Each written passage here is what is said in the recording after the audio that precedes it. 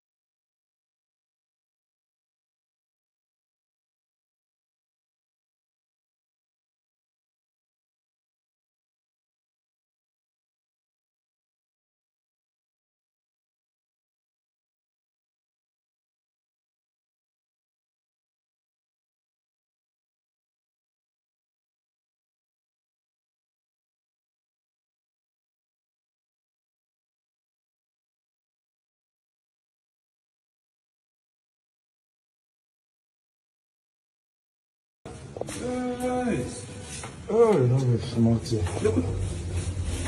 The local government chairman. Not the local government chairman. Honorable. Don't you know us?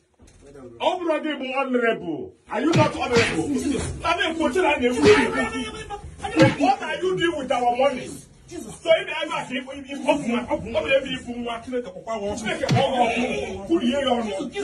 you not the honorable? How can you chair a local government chairman?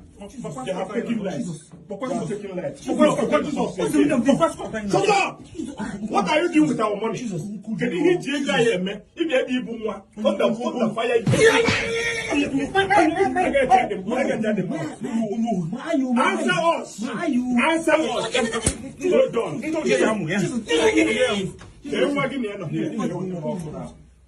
Come on. So if I ever keep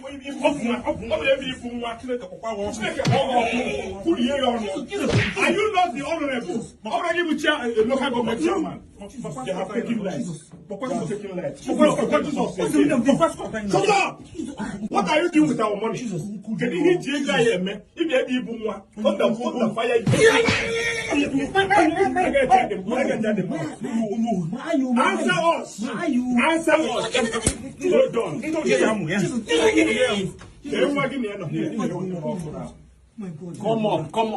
I will slap you. Come on. What's the meaning of this now? Say how much talk. Are you not our local government chairman? What have you been doing with our money? Can you take a man? What kind of president to slap you? Local government chairman. But close that. But say that lifter. I don't want anybody to come in here. You know, Jesus. What are you doing with our money, local government chairman? So can you be a hotel in there? Management. Lock it. Lock it. Lock it. No, we deal with you. I deal with you. Shut up. Put out good. No, put out here. Come here. Excuse me. Shut up. Come out here. Local government chairman. Here back. Come out. Come out from here. Local government chairman. What are you doing with what's the meaning of this now? I will slap you now. I will slap you now. Carry him. What are you doing with our money? Thunder fire you. Local government chairman. Thunder fire you and your generation. Local government chairman. Anywhere we see you, this is how we'll be dealing with you people. What's the meaning of this now? Shut up! I will slap you now. You're looking at me. Why are you looking at me now?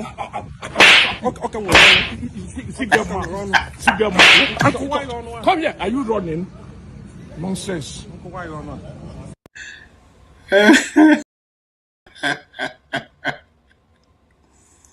Oh my God.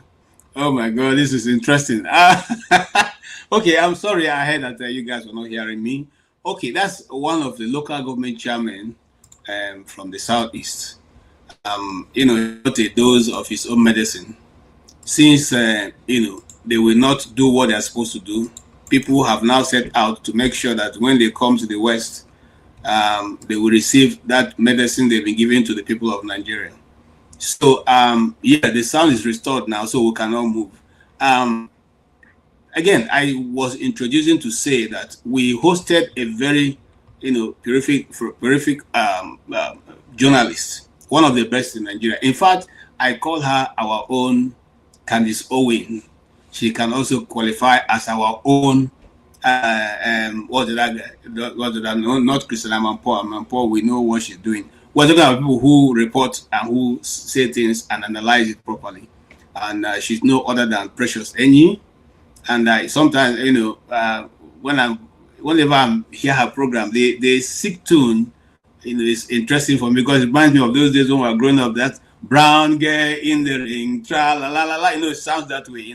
So it's always reminding me of that. And I tell the truth, I like to watch her. I like to listen to her because she's, to me, in my summation, very balanced and tries to report the news the way it is and give you evidence of what she's reporting. She's not inferring, and that's very good.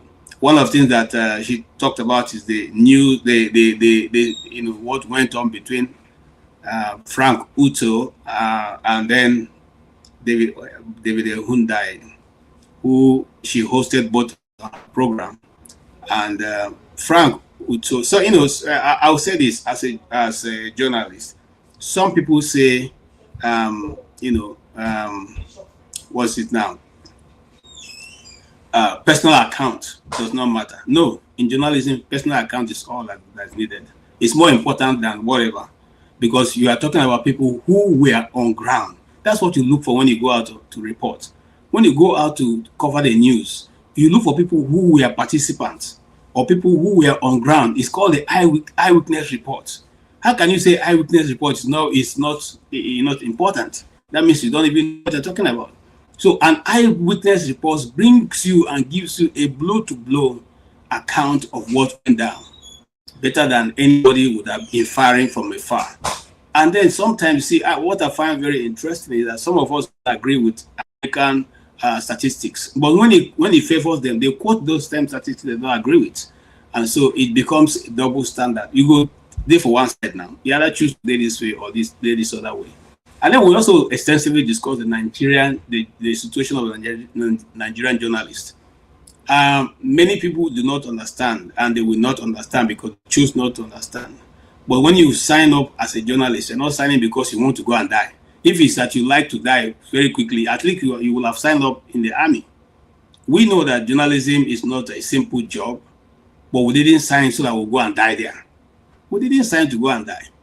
Okay? Nobody who decides to go school of journalism and then come out and say, okay, I just want to make my name. You go and put yourself in harm's way because you want to make a name and then die in the process. So many have died in the process and we don't even know them, and Nigeria have never celebrated them. Is there any day? There's even the Nigerian Union of Journalists. They don't even celebrate Delegiwa. Is there a day called Delegiwa Day?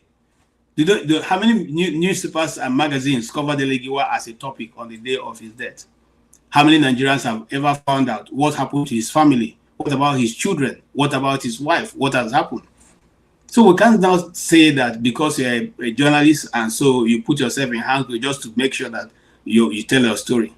Well, that may happen in the West because when they lose their life or something drastic happens to them or they are caught up in a strange country, okay, the government of United States go to the extra length to make sure that such people are rescued, And so it's not like before, and I'm not saying that sometimes the Nigerian government don't do that, but it depends on who you are. I'll give an example. One once went to Maradi, Niger Republic, to report an information. In fact, it was a medical mission that had followed, and I and my colleague had gone to give a blow account of what was going on in that medical mission, organized by our organization. And on getting there, there was a tip that we are spies, of course, spy out, Maradi, which is, one of the local areas of the Niger Republic. But you see, the actual story is because they knew that we are Christians and they thought that we have come for evangelism because we are giving medical mission, free of charge treatment to their people. And so we were framed up and taken to the prefect. That's the name of the local government or some kind of regional governor office, and they are going to lock us up. That's why sometimes I'm a bit slow in criticizing Abike Dabiri. Okay, so I called our boss and said, look, this is the situation we have here, and this is what they are saying. I'm from one of the friendly guys who know that they are just trying to frame us up. He has told us that they want to take our phone, so if we wanted to make any phone call, we should make. And I had that opportunity. And so I called my boss and I said, this is what is going on. And he said, what? Really? Why? And I said, well, we don't have time to explain. 1 minute we'll be going into their prison. So he said, okay, I will call Abike Dabiri. And I'm saying this with good conscience. He said, I will call Abike Dabiri. And so he called Abike Dabiri, who was then still a House of Representative person.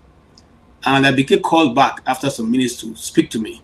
And she said, what's really going on? Can you just give me? And I explained to her what was going on. He said, are you people with your Nigerian passport? I said, yes. Do you have your ID cards? Yes, journalist said, yes. Do you have every other? I said, everything that you need to cross a border line, we'll have it.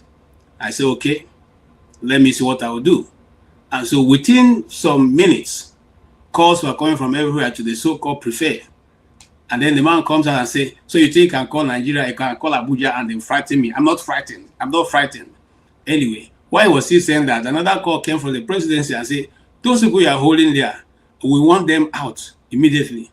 And why was he saying that? The president of the country called him to say, who are the people you are holding? That the calls are coming from Abuja. So why am I trying to say that? I'm trying to say that the government sometimes responds, but it depends. And that's what we are saying. It shouldn't be who you know. It should be a natural thing to respond to help a Nigerian who is in trouble in another country, especially if their hands are clean. My hands are clean. So, they had to leave us, they had to leave us, and the man, just to not so that his ego doesn't drop, he said we must leave Maradi immediately.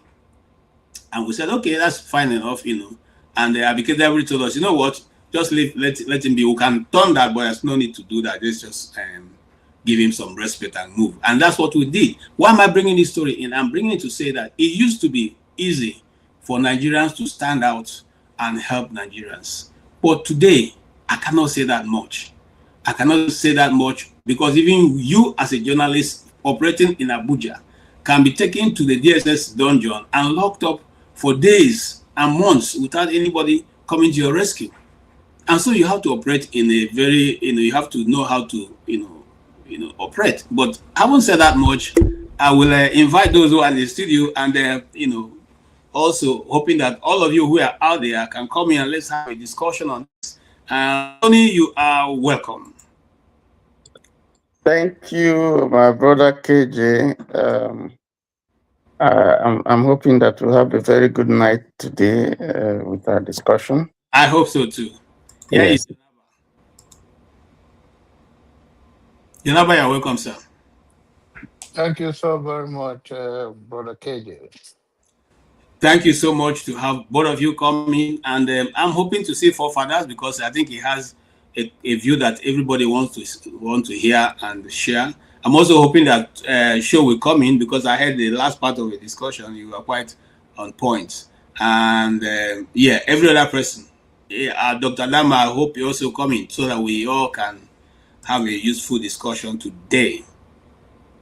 You see, I'm smart. It's not smart too much. I'm friend. They say they friend too much. What did person will do for this world will satisfy everybody. Anyway, Tony, you're welcome. Yes, let's hear your initial take on what we discuss. Well, like I said, greetings, my brother, Mr. John Abba.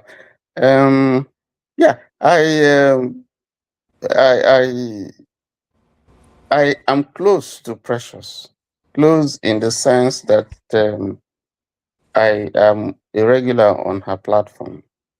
And apart from being a regular on her platform, there are a few things I know, having watched her, listening to her, discussing with her that she does outside her, her philanthropy.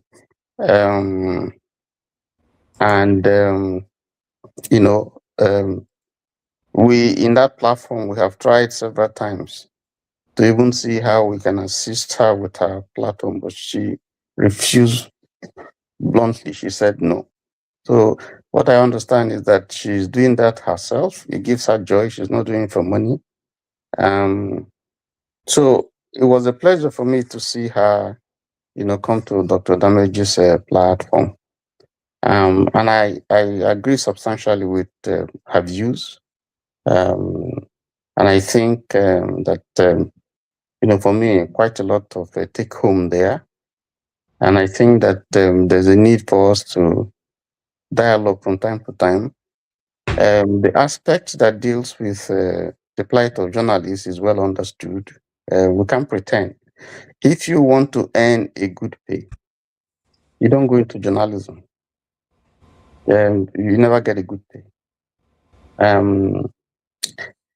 I also know too that a lot of them are not finding it very easy, particularly with the advent of social media, like newspapers now. How many people read newspapers these days? How many people now listen to NTA and all that these days? So it's like it's a big challenge, and then of course that it's it's a little bit political now, because if you, as a journalist, If you want to be very, very fair, and that means that you say things as you see them, sometimes those views that you express would be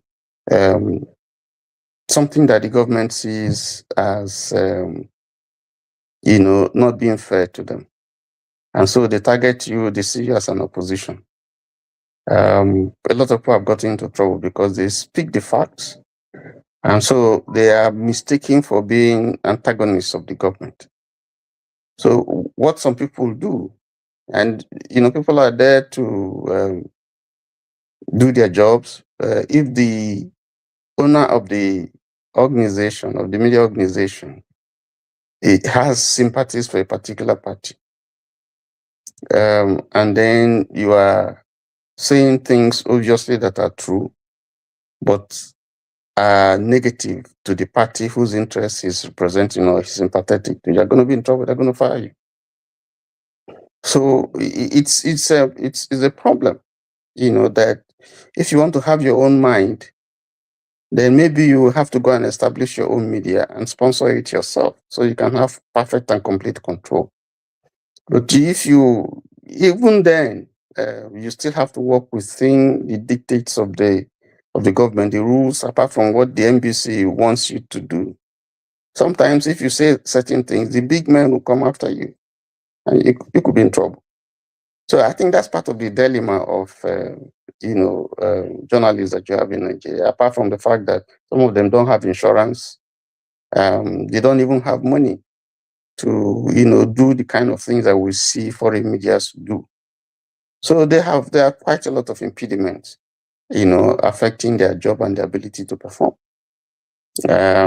So that's the dilemma. And so I think if we are assessing the Nigerian journalists, we have to take the environment that they operate into consideration.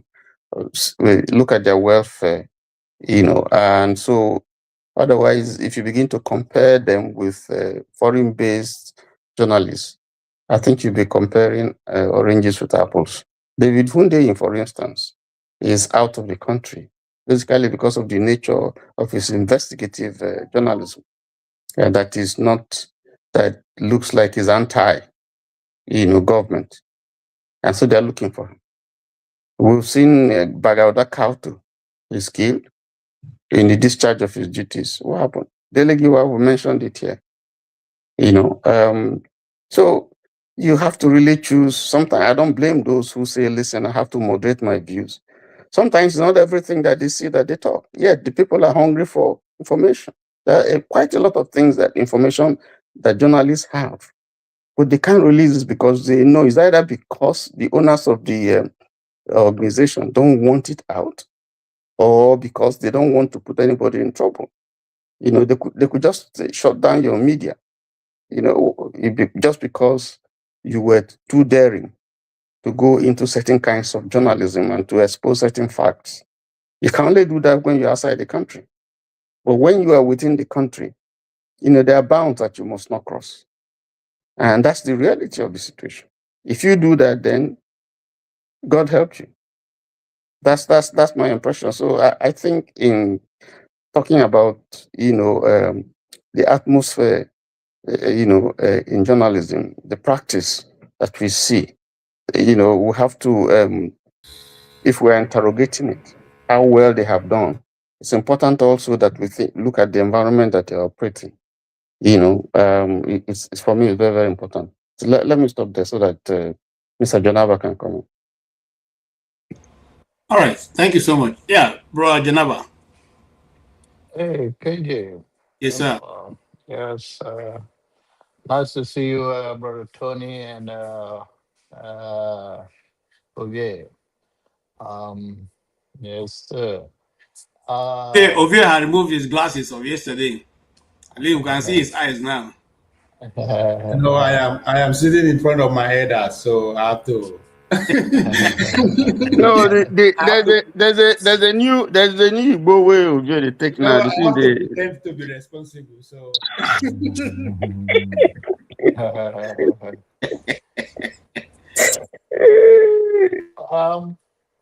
Like Tony said, journalism in Nigeria is around the world is very uh, difficult, but it's a check and balance. Uh, and moreover, we also must consider where Nigeria is today in terms of civilizations and all of that. We still we can be comparing it with the more civilized nation around the world, where basic human rights is practiced. Uh, uh, in Nigeria, it's not like that. There are so many things that you cannot do. And to those that believe that you cannot do journalism the way it is, that you must sacrifice your life, uh, uh, they need to understand that even the armies or those law enforcement that go out every day, the, the aim as you are leaving your house is that they tell you do everything to come back home. When you go to the office, you are assigned to go to any operations that is even going to endanger your life, they tell you do everything to come back safe. So nobody is assigned to go and die on any duty knowingly. That should not be the issue, whether it's journalists or any law enforcement or whatever you do, that everything can be at risk. Walking out of your house can be a risk. You can be a victim of anything in this life, but that is not the goal. So we have to draw that line and then look at those that have died in the pursuit of good journalism. What is the outcome of them? Who is taking care of their family right now? Who knows them because they die as a hero? Hero to who? You so you ask yourself, are we there yet? So we have some of us that live in diaspora around the world, a well-developed and well-structured society. We see that even animals on the street that have no owner are treated with respect. Even when you hit them, you have to stop. Even the wild animal and than the life of Nigeria.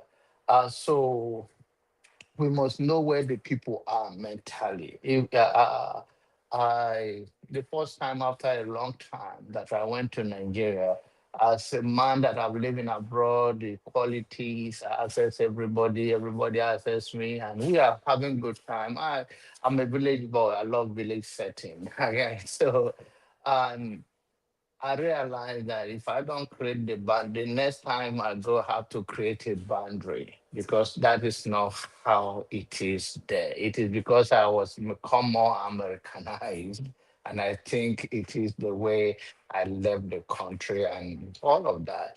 So we have to work with what we have to protect ourselves, our family, and whatever we do. So I completely disagree with anybody. So if you want to do it, you have to die for it. You go die first and then come and tell us what reward you get in heaven, what reward, how they welcome you as a hero.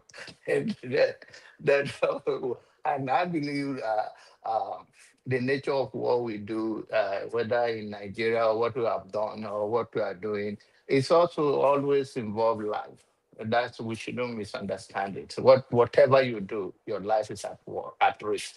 So we should take that to account. And the young lady, why I asked her that if you have the knowledge of a subject being discussed or issue, if someone have a superior argument and you know about it, what do you do? Now, on issues on topic, for instance, and you are talking to a medical doctor, his languages that he uses and a pastor's, they're not the same.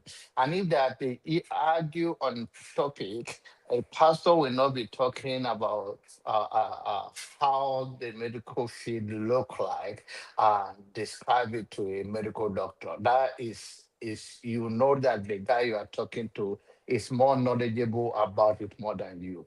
And so also, and if you have to cross to the other line. So we treat subject based on what we know about it. And she is doing the best she could to put out information there in order for Nigerians to bring. And sometimes I can tell you for a fact that it's not that it's all well that she have not been threatened, or somebody that come to her show have not faced a backlash why they come, why they say some certain things. The only reason is that it takes a lot to do in Nigeria than any other country or civilized world. So we give credit to those who are trying their best. I was then when Buhari was alive, or when he was a president and was going on a trip, and the journalists were asking him your question, which is your question, but you are telling me in Nigeria, you're going to ask a difficult question, you enter that plane, and then yes, you don't know. And then you enter the person is enter as a journalist. And then you come down, and tomorrow you come. And he doesn't, in during Buhari, notice, you know, it's a very man that revenge. He will not even say a word. He will just call somebody and say, this boy that asked this question, do you know him? And that's it. They already know what he meant by that, by even picking the person up. And then your own Gary don't finish for. In fact, it's like you have Gary and they are putting sugar and you went and put sand and then you are drinking it yourself. So, so we are dealing with different human beings. I And agree. and I believe with time, the media now is a street issue. Somebody can just have a good cell phone now and good tablet and become a journalist if that is what they're interested in. And the only thing is that when you, in more knowledge, like someone like KJ has around up, in more knowledge there is pain. And KJ now, when they talk about this, he have more pain because he experiences. So when you come and say journalist is like this, like that, he will even be more upset if he doesn't control himself because he know personally what he encountered as a journalist in Nigeria. So we give respect to those who experience something than to say, oh, you sit from outside and you say anything you want to say. And if you want to be my hero, I want to see you my front, go and do it and come back. And when you die, bring me your death certificate and tell me, oh, when I died, I was welcome in heaven very well because I asked a tough question and I talked to Wiki and I get away with it. So I it's all agree with you. good. I And agree with you. yeah, so the David and Frank.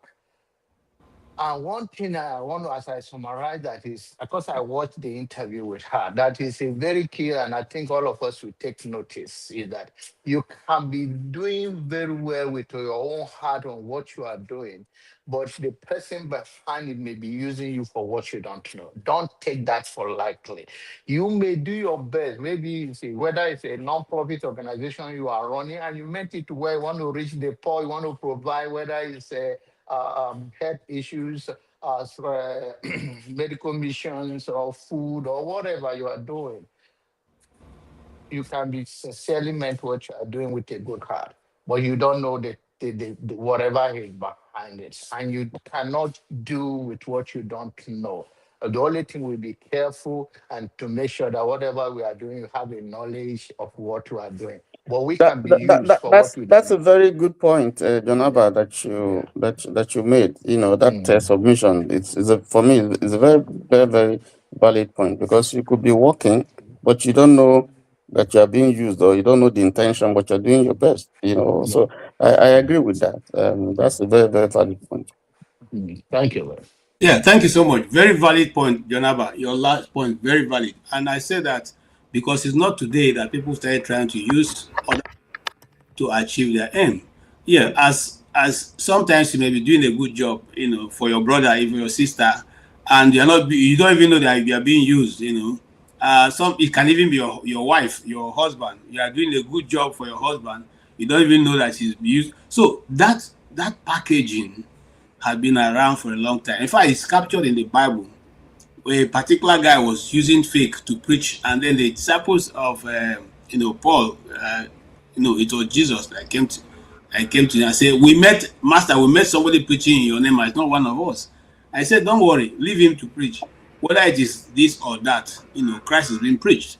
So, for me, I totally agree with what John Abba is saying. Listening to the two of them, I totally agree because Mr. David, maybe speaking from what he knows, and Frank, who is trying to protect his own community from being wiped off.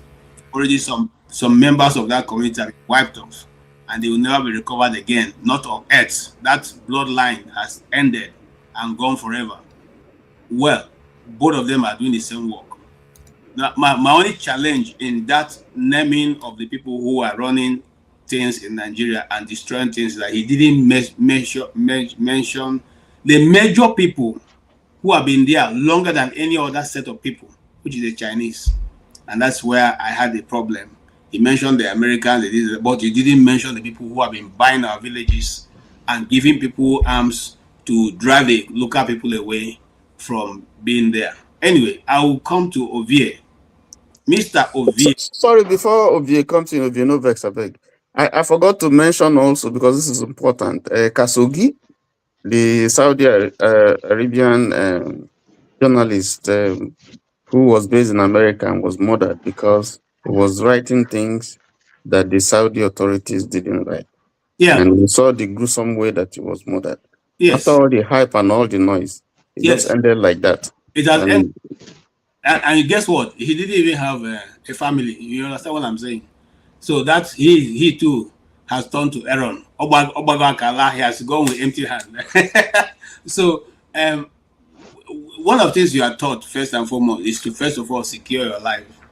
You secure yourself, and then before you even go into any uncharted territory. And you see, one of the things they don't teach in Nigeria is how to secure yourself in the place of danger when you are reporting or when you're on ground.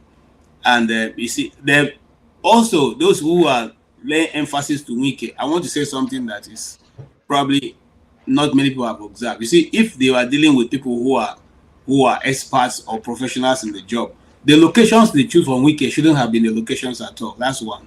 The ambience, the voice, the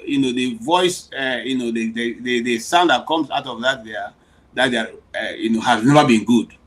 Not to talk about the picture quality. So you see that there are many things that are lacking in around it. Okay, it's just what we call point and shoot, which is what they're doing there. But if you are taking into account technical issues, there are many technical issues that are begging to be fixed. And then I want to say also, I think he, before coming there, has already determined what he wants to answer. So if you are bringing anything that he doesn't want to answer, he will not answer. So and it's a revenue generation for that, those people that have been invited. And I think that they will make do to keep it going. Anyway, having said that's my own opinion. Mr. Ovie. Yeah, I agree with you, my elders. I am not as I know how to put that first. My parents I know deceive you. I just saying that John Abba and I go to tell you. See, I'm the true person. But KJ, this kind of topic now they make me they go hard on you based on 3 reasons. One, you study journalism in the main sense of it. You go school, you study it, so you end up to expert. Outside that, you also practice. You put in decades. Nobody can take that away from you, and nobody can say you don't know what you're talking about.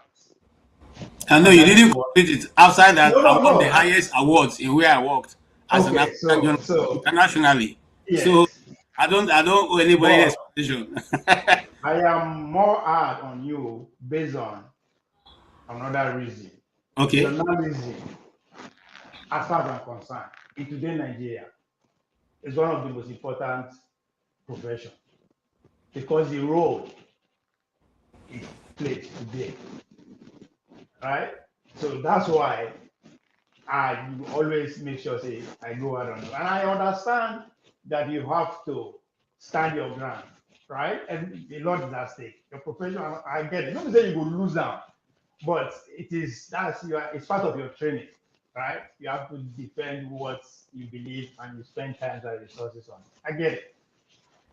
But why I disagree with the whole idea journalism is difficult, money and all that, is the same reason I made this argument yesterday about the idea of experts, right? And my argument was based on history, politics, and power. Who is expert in this area? The difference between the experts, so-called experts in that area of 90s and today is based on two things, right? Technology and the core principle of journalism. Now, before, you are saying you are an expert in history, in current affairs, in politics, because you are privileged to go to some kind of school, have access to some kind of books, some information that only money can afford, right? But technology has bridged that gap. That's why I say, well, I asked to Nigeria yesterday, what does it even take to be an expert? It takes interest and dedication when it comes to history, politics, and power. Very specific. I'm not talking the doctor or no, but this area, it takes dedication and interest. Are you interested enough to spend money in getting access to those books, right? Internet don't come, social media don't come, AI don't come. So if you are dedicated enough and you're ready to go the long haul, you are an expert, because that's what made an expert of yesterday. So the same thing with journalism today. Technology and the basic principle of journalism. Technology don't bridge that gap, don't give you those things where you go learn for school, right? If I am interested, I don't get access to it now. With little or no cover of what you pay, right? Now, so I have access to that now. Two, the basic principle of journalism is that report what you see, allow your audience to decide, to come to conclusion, unless you don't believe in them. That's the core principle of journalism. Go there, report what you see, allow people to decide. That's not that hard. Now, the idea that there's so much expensive for you to go there, again, I get it. But today, you don't have to go to Nigeria to get first-class information. So the idea that expensive, but most importantly, you are there on behalf of somebody first before the people. People will keep forgetting that. If you work for Arise, they go feed, go report. Your first allegiance now they Arise, now then they pay, now they employ you. In other words, you have to report issue according to waiting Arise believe and stand for first before the people. And that is where the people, they always challenge the story where journalists they give these days, because one, they have access now to alternative. So when people like me, they challenge the act of journalism or issue or politics, not because because I know exactly what you are talking about. And you know for free deny what I'm talking about is wrong, but it's just that it doesn't go according to what you are supposed to, because it's not just at stake for you. Now, I am not taking the fact that there are some areas of journalism that you have to go the extra mile, right? You want to go uncover what some people are trying to add, because they also spend a lot to make sure that information is out from the public. I get that point.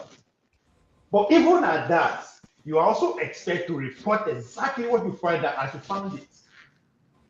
But the possibility of you reporting it that way is not almost 100% no go that way, because you might find out that even your boss is implicated in that information you are trying to find. How do you report it? Are you going to report it the way you see it? No, but we the people, that is what we expect of you, because you're a journalist. So my argument say una argument say if we no get money, somebody no pay us, we no fit do it. That is off the window, because I'm not saying you should not do it, but that is not an excuse. If we really want to build a society, it's not that expensive to communicate with each other. Only when you have an intention to manipulate that conversation that you have to now give for full get with. Of course, it's going to cost you. And because it costs you, you have to recover your money back first. So now because what we they pay for now information. I mean, the human, what make us special is because we are storytellers. The Nigeria we see today now we talk into existence. Now we go talk into the next level. And now for somebody to come and tell me, for me to have that conversation with you, somebody has to pay for it. That argument is hard for me to swallow. But as I said again, you have at this point today where we did so. How many of us they wake up, they come now, Rise News or CNN? Now you go first to get the first information. In other words, the rest of the degrees where you get, go they work for them. It's off the window, because one, I can easily go to Dr. Damage's show and get the real authentic information without anybody using gymnastics to deceive me. Okay. So I agree with you. Ovie, we are talking from the same point. You see, when you have your own media and you are the person, you can monitor, you can keep yourself for what you want to report and what you don't want to report. But if you are working for an organization like CNN, there's an in-house reporting pattern which you have to. In fact, let me tell you something. When you are, for instance, if there's an issue now in DC and you are tomorrow morning, that's where you're going to start. Before you leave the office, you're going to have a meeting. It's called a production meeting. The production meeting, the producer and even sometimes the head of the organization will tell you exactly what area they want you to cover while you are there. This is the area where we want you to go. We want you to get this person, get Ovie, get Jonaba, get Maska. These are the three people we think are important to this report. You must have to get them. I don't care how you get them. I don't care what you do, but these are the people you must get in this interview. One of the reasons is this. Those are the people that they are hoping will sell their market. We give that reporting the power that it needs. Two, that is the people that the crowd wanted, or let me say the crowd, the audience, your viewers want to see, because they've gone from before that if they include Tony in the reporting, people are, are more inclined to tune in. And so whatever you do in DC tomorrow, you must have to get these three people that have been called to interview. Now, it is now left to you to see which other area that will interest the person who is going to put together the report, because you're not going to be the one putting it together, the report. And then you take those snippets and take those interviews to give it a balance. But at the same time, it's left to the discretion of the station to say, oh, you spoke to Femi, we don't like Femi's view on this issue. Or you know what, Femi spoke too much. He spoke what we don't want, but he just said is. And we're going to take that is and put in this report. So it comes in different ways, and you really may not understand. The issue there is that that organization, sorry, I'm not trying to, that organization is a private entity. They have their agenda, right? That's what I tell you now. I'm speaking the same thing. Every one of them out there have their own agenda. What I'm saying, don't blame the public for discrediting you because you are reporting an individual, an entity agenda instead of what the public really wants to hear. So we're not going to blame the people say when they discredit journalism. You see where it is though, because you are not building to, you are building a private entity because of what you want to sell market for them. It's all about money. How do we find it comfortable to market communication that we are supposed to be having freely, and we are proud of it? Nobody. Okay, that's why I'm making a mistake. Nobody. No, you say they have to sell market, they have to market their agenda. No, there's no way. See, okay, let me give you one example. I go to Uganda to go and do a report, and I'm not going to pay myself to go there. Okay, my crew is not going to pay themselves to go there. So somebody needs to sponsor it. we pay for the equipment, we pay for the personnel, will give us what is called per diem, okay, to take us there and bring us back. This is don't come cheap. So now you have to serve that person first. You have to report to his satisfaction first before the people. I'm not saying you should not do it, but understand what you are doing. Okay, let me put it this way. Politicians are in. Hold on. Politicians are in political parties. When they get into government, do they implement what the people want or what the party stands for? No, because they buy their way into power. That's exactly what I'm saying. I live in. Their way there. So you finance your way to Uganda. I expect you to repeat your money back. I'm not saying. Let's hear from Femi. What you are marketing, you're actually doing the service to the people. That's why we have the country we have. No, you're not seeing it right. You're not seeing it. Okay. Okay, Femi, I don't want to give my Femi, go ahead. No, so let's keep going. Yeah, Femi, go ahead. Yeah, thank you. Good evening, everyone. So I was listening towards the tail end of the interview, so I didn't really catch what Precious was a majority of the interview. But then I also found the wide-ranging views that were expressed, especially when it came to that specific line item that had to deal with that you have all been dealing with from the last session into this one, because I'm pretty sure she spoke along several other lines. There were other lines of questioning, but this seems to have been a major talking point. And while on one hand, Doctor and yourself, KJ, and even Shu, we're trying to make the point as to why the issue of brown envelope per se is the way it is in Nigeria.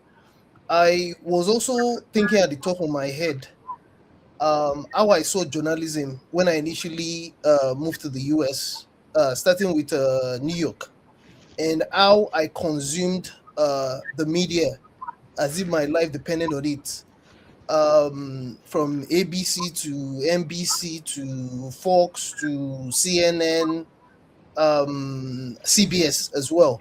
And interestingly enough, I may not have mentioned this before. My very first job in the US, I worked with the ABC TV, the flagship ABC TV in New York.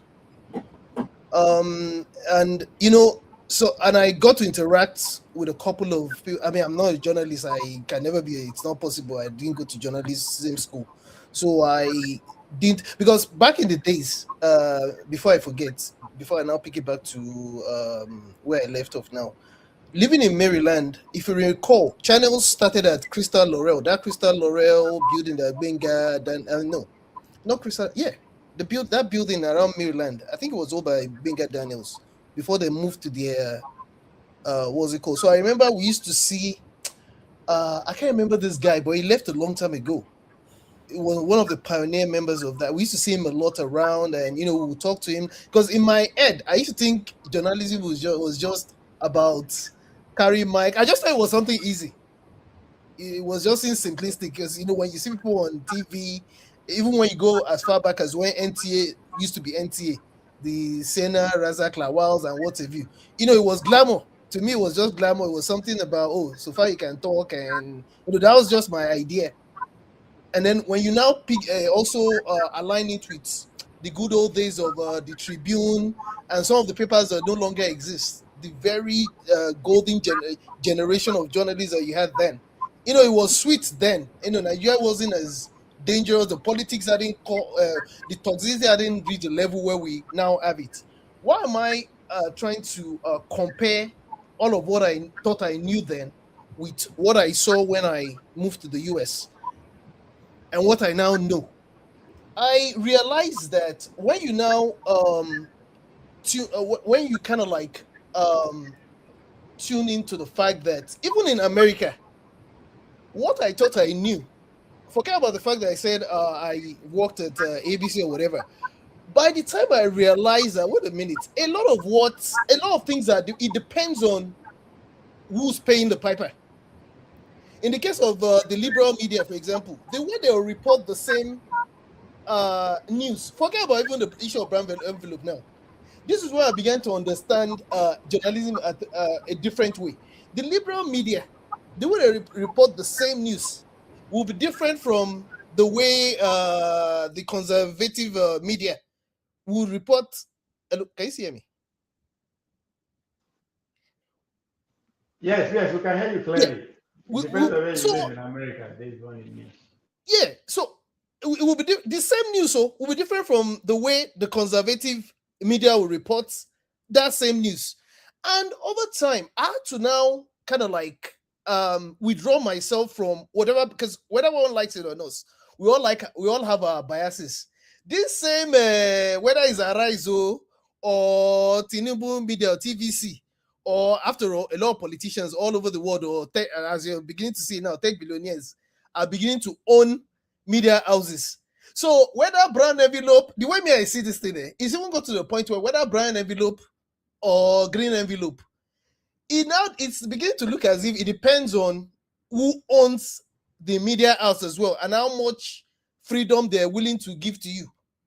In terms of whether, in this case, for example, whether it's Wicked involved in that asks for the media houses to come and interview him, or it is the media houses, depending on which media house is asking them to come to the studio. I've seen situations where sometimes I wonder, wait a minute, are we really, even in this American stuff, are we even getting the real news? It depends on where you look. And sometimes it doesn't even matter whether, I mean, after all, you can't necessarily say that they're getting brown envelopes here as well. But I just feel that there's so much bias in the media generally, depending on who owns the media houses. That we're seeing it at a higher level now, even in the US. And again, do we see brown envelopes as such compared with in Nigeria? So I think it goes beyond. That's just what I was thinking when I was listening in to people's opinion. That I think it even goes deeper than just the issue of brown envelope, and it still speaks to the fact that it depends on what political or whatever other leanings that people are reporting from. You know, that's just what I wanted to start with. Brown envelope is a metaphor. You understand? It comes in different forms, shapes, comes on. Thank you so much, Femi. I appreciate what you just said. There was a video I played earlier. I think at that time it was muted. You guys didn't hear me, but we're not advocating violence here. We're only talking about that was a local government chairman who the people caught in somewhere in the West, and they decided to let him see the other side of midnight. Anyway, so we'll talk about that later on. But let's move on. Maska, you're welcome.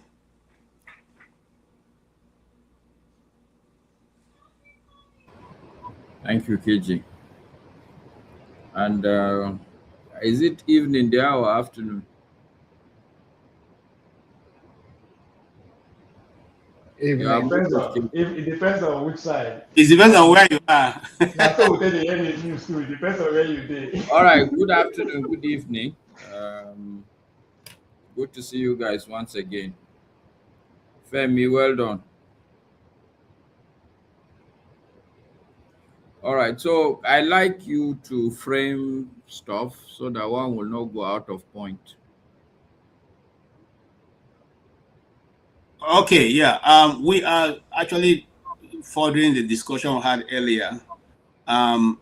You know, a lot of people were of the view, including Ovie, who is representing forefather group now, that you know, the Nigerian journalist is not doing well at all because we are being afraid to ask the pertinent question and be able to, you know, put our lives on the line. According to forefather, if you cannot do the work, you should get out. Why should you be a journalist and be afraid to die?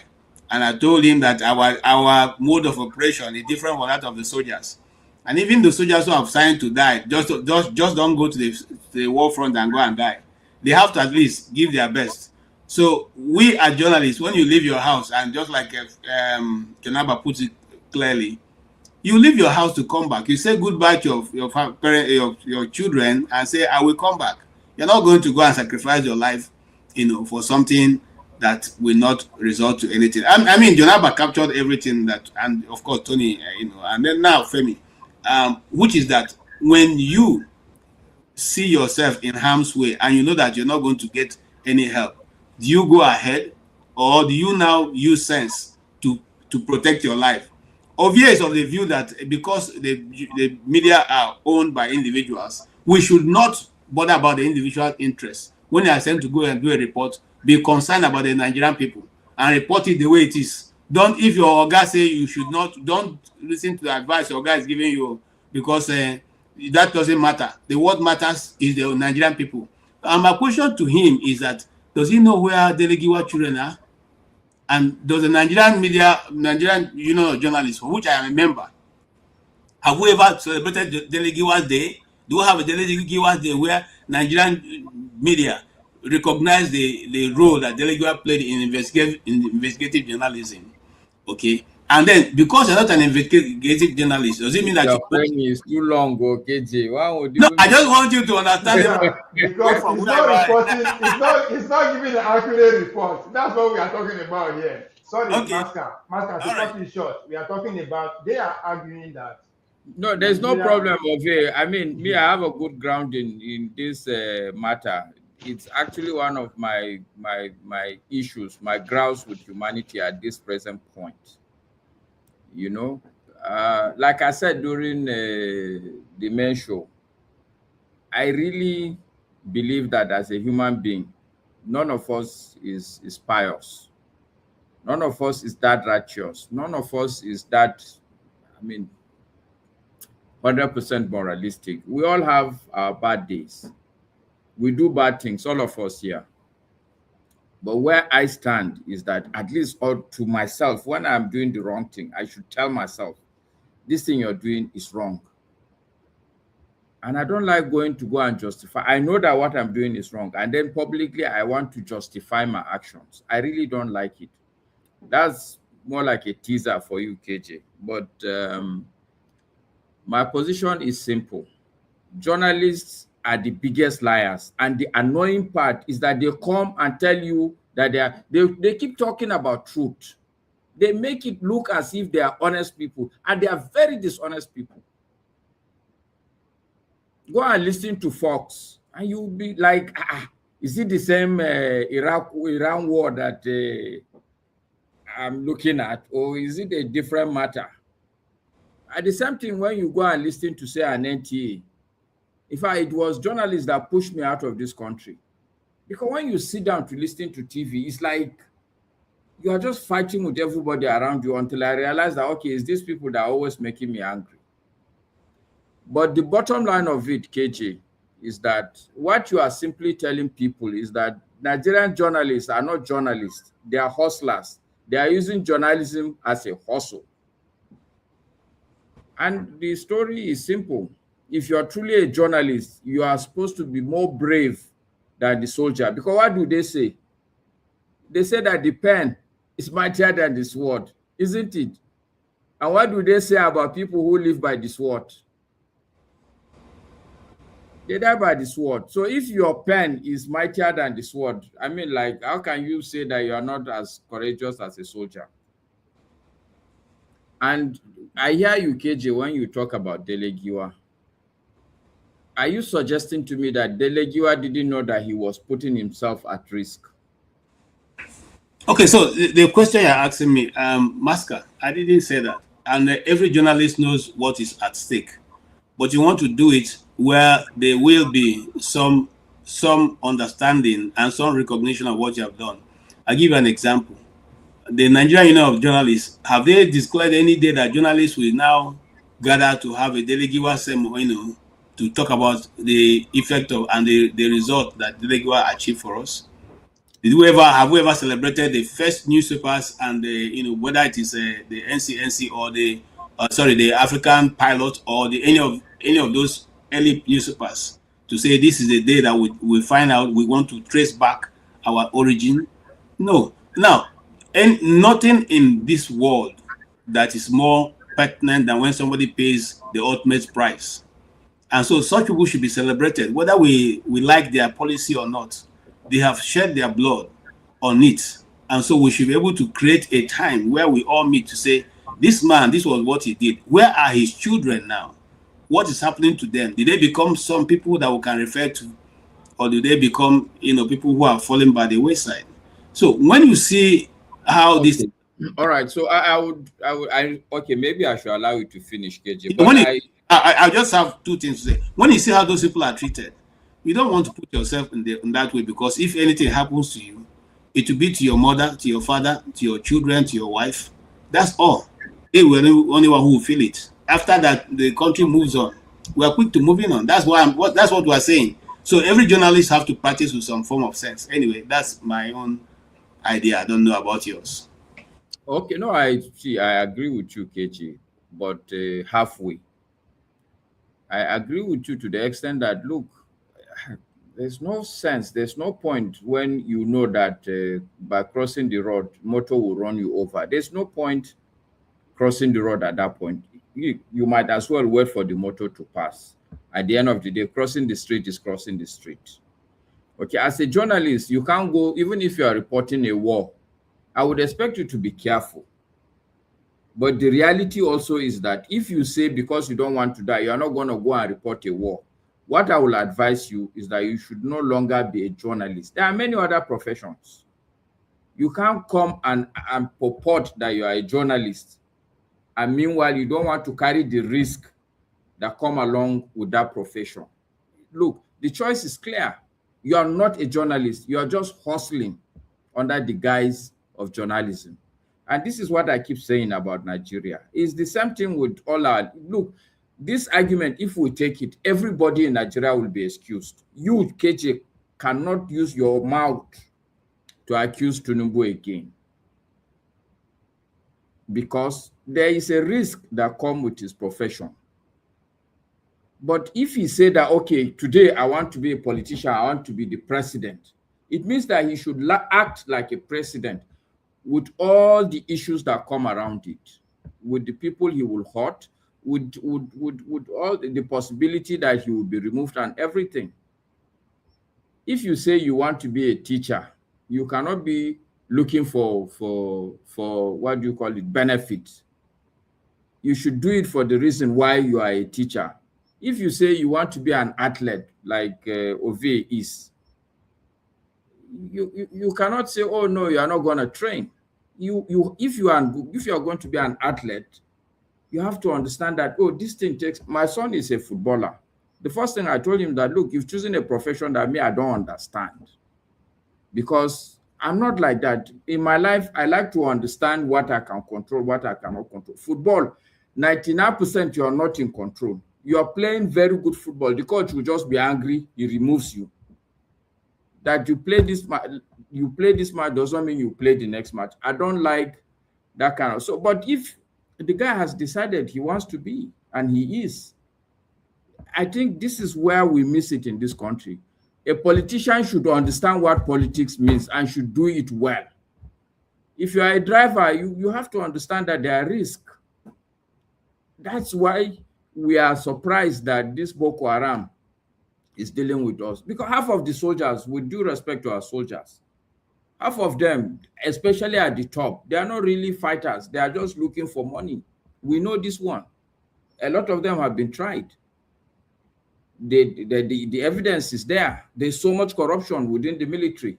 If you're truly a committed military man, that you've gone to carry the uniform to protect your country, why that? Look at our police. Every issue, police will come like 30 minutes after the issue. And I tell people, half of the police will bribe to enter the police. It's just to go there and hustle. Anyone you meet on the road, you say, oh God, we're here. Oh. Okay, is that one police?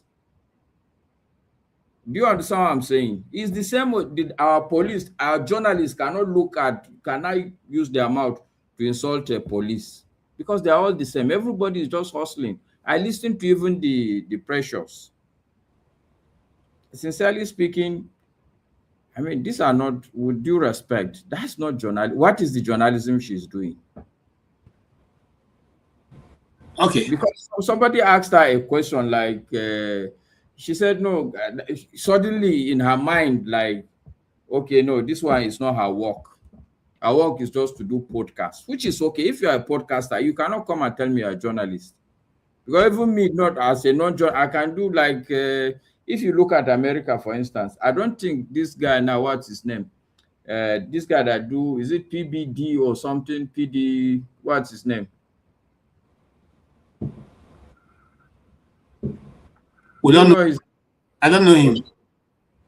Maybe Ovie will know him. Okay, That guy is not a journalist. Yes, Patrick Bet David. Patrick, thank you. God bless you. Patrick cannot say he cannot say he's a journalist. No, Yeah, That guy is a businessman. but if you go in that direction, you probably not be right, because But he employed journalists. yeah, Do and research to do But all. that's what I'm saying. He cannot sit with me and say he's a journalist. I'll slap him. Maska, sorry, Maska- Maska, is Rufai Oseni, is he a journalist? No, he is a journalist. he's a pundit. Rufai He's not a Hussaini is a journalist. Let me tell you the two things that would make Rufai Hussaini qualify as a journalist in my eyes. I believe that a journalist is a seeker. They go on our behalf to dig and find out what is buried. A journalist should not come and show me what is sitting on the table that I can see. That's not journalism. You That's go and exactly dig. what Rufai is doing. Yes, you go and dig. He's going to bring up a lot of things that we didn't even know and put it in front of the man and ask him to respond. I may not like him. In fact, let me say I don't like him. But I cannot deny the fact that that guy is a journalist. He's one of the few journalists we have. But he will do the research. He will read. He will try to understand the subject deeper than the average person and bring some understanding to the discussions. That's number one. Number two, this is the point I'm making. Rufai Hussaini knows that every time he's challenging somebody, he's putting his job on the table. Because this is Nigeria. This guy you are insulting may be friend to your Oga. And before you know it, tomorrow you're out on the code. It's not that he will go and ask his Oga that should I do like this or do. The man is putting his look, not just his credibility, not just his job, but the fact of the matter is that in this country, people don't forgive people easily. They can come after you. This is what all of us here we know. So you can finish that story you do inside the studio. When somebody start coming for you, the country will not go and rally around you because you are Rufai Hussaini. But the man understands that. But still, he stands on his ground on the issues that he thinks are important issues. Anyway, let me not talk too much. Master, can I ask you a question? let's hear. Yes, Tony, go ahead. What's your definition of a journalist? I've said it now. Maybe you're not listening. No. What's your because it has to be in tandem with the professional definition of what a journalist is. No. Okay, your own definition is different. Exactly. Who would be okay, the person? so you have a lexicon for the definition of a journalist different from what the professional definition is. Yes, because this okay, is that's my question. But for me, this is the whole point, that journalists as a profession, they are very deceptive. They say that they are telling people the truth, but 80% of them would dish you propaganda. If you're not savvy, you eat it and you get yourself constipated. So my definition of a journalist, like I said, is a seeker. Somebody who would not take the very obvious, want to go and dig deep and find out what is truly the story. And when he understands that, okay, this is the story, sometimes at the risk of either his profession or a lot of them even at the risk of their safety, they would make sure that they bring that story to truth. I can give you a very good example of, he may not be a standard journalist, but I think Stanley, I can't remember his two other names.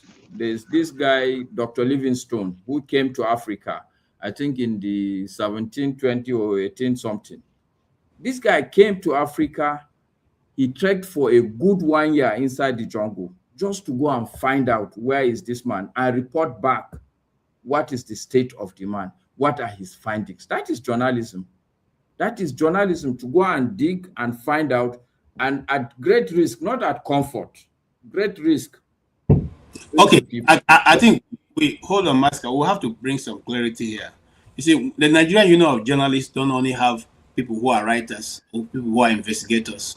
They also have people who are experts in other fields. Because, for instance, in a media house where I work, which is a broadcast station, you have people who are just floor managers. They only manage what is available. You have people who are continuity managers. They continuously tell you where things are. You have people who are script writers. You have people who, vet the scripts. You have people who job is to make sure the lights are in the right places. You have people whose job is to make sure that the talent, the person we're going to interview, is well made up and everything is in place. Now, at the end of the day, I'm coming, sir. It's not everybody who goes out there to dive into a local, to dive into a local area to go and source out what is there. So again, you see, I don't know how to explain any longer because now you say you don't. I will ask you just two questions, KJ, that will debunk all this your story you're telling. The guy who is guarding in front of a radio station, is he a journalist? The guy who is driving all these people that go around, is he a journalist? Okay, it depends. It depends on what you call it. It's not going to be the ID card they're going to issue to you to be the media house he works for. Does that make him? Does the ID card? This is the issue now. You've just finished it. Does the ID card issued to you? Hold on.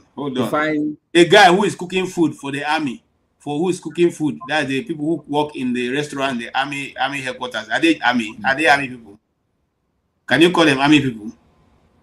The nurse who treats the wounded in the. Wait, now you ask a question. You are in a hurry to look. I can tell you for fact, okay, that the guy who is cooking food in the military, okay, is an army person because he will have the requisite training. You know very well that if you wear that uniform, there will be training behind it. Okay, I want to tell you also now, as we're having practice, that those people who carry us, who drive us, they too will give them training for because when you are operating on ground, you need a lot of people. Sometimes you get to a place. In fact, I have turned I don't want to say my driver, the guy who drives us, to actor. I've given him many roles. He has acted before. He has done some things. He has done many things on ground to the point that he can tell you some of the things we do when we get to a location. And I will call that guy driver. I will call him a journalist, not minding the fact that people will see him as a driver. I will call him a journalist if you will do what true journalists. So because of just like Ovie said, because the proximity of the working relationship that you have in the media house, majority of the people who are there do, Nigeria's space doesn't give you all the ability to employ everybody who will help you. So you do everything, everybody will do everything and everybody will do everything. So because of that this thing, and I think it happens in many places in Africa, you become an expert one way or the other in some of the things. You may not have gone to school for it, but you become an expert in that area. Okay? And so all I want you guys to do is to cut a slack to the Nigerian journalists. They are doing much. No, forget it. Okay. All right, let's hear. Sorry, just 1 minute, KT. Okay. Because increasingly, I'm seeing the importance of journalism. Because at the end of the day, they more or less like have the narrative. They own the narrative. They own the narrative. And the people who would have the responsibility to hold the narrative, they should be the same way we are holding government to account. This is the same way I believe we should be calling our journalists and be holding them to account, KG. Okay. Instead of speaking. All right. My criticism of journalists is not just about journalists in Nigeria. It's almost across all the professions. Okay, a lot of our teachers are actually not teachers. Honestly, they are just they are there in the university just to be harassing girls. Honestly, they are really not teachers. When they go to real teacher conference, you will see that these people will sit quietly. They don't know their left from their right about teaching. There's nothing they will talk about teaching when they are talking about teaching. All right, let's move on. Thank you so much. And this Dan Issa or Dan Isaiah, I don't understand you, but if you just want to know, I'm sure that banter is not for me, but if you want to know, I was admitted to read law. It was me who changed it. Okay?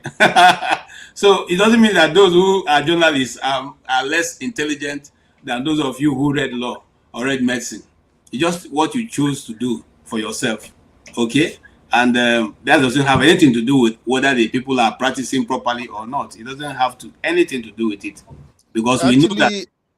Jim, I actually have a friend that read law in Nigeria and is a PhD medical doctor here in Yes, America. So I don't know what I don't we don't even understand need to that go part. far. If he here read different thing, I should do different thing here. Anyway, Chim, you're welcome. It's good to see you. Comrade, you're welcome also. It's good to see you. I don't know. Let's hear from Chim so before we move to Tony, please. I know the subject, but can you just help me bring me up to speed so that I can be talking? Yeah, Pablo, who is my good friend, and Masca are holding brief that we have not done in anything, different from what.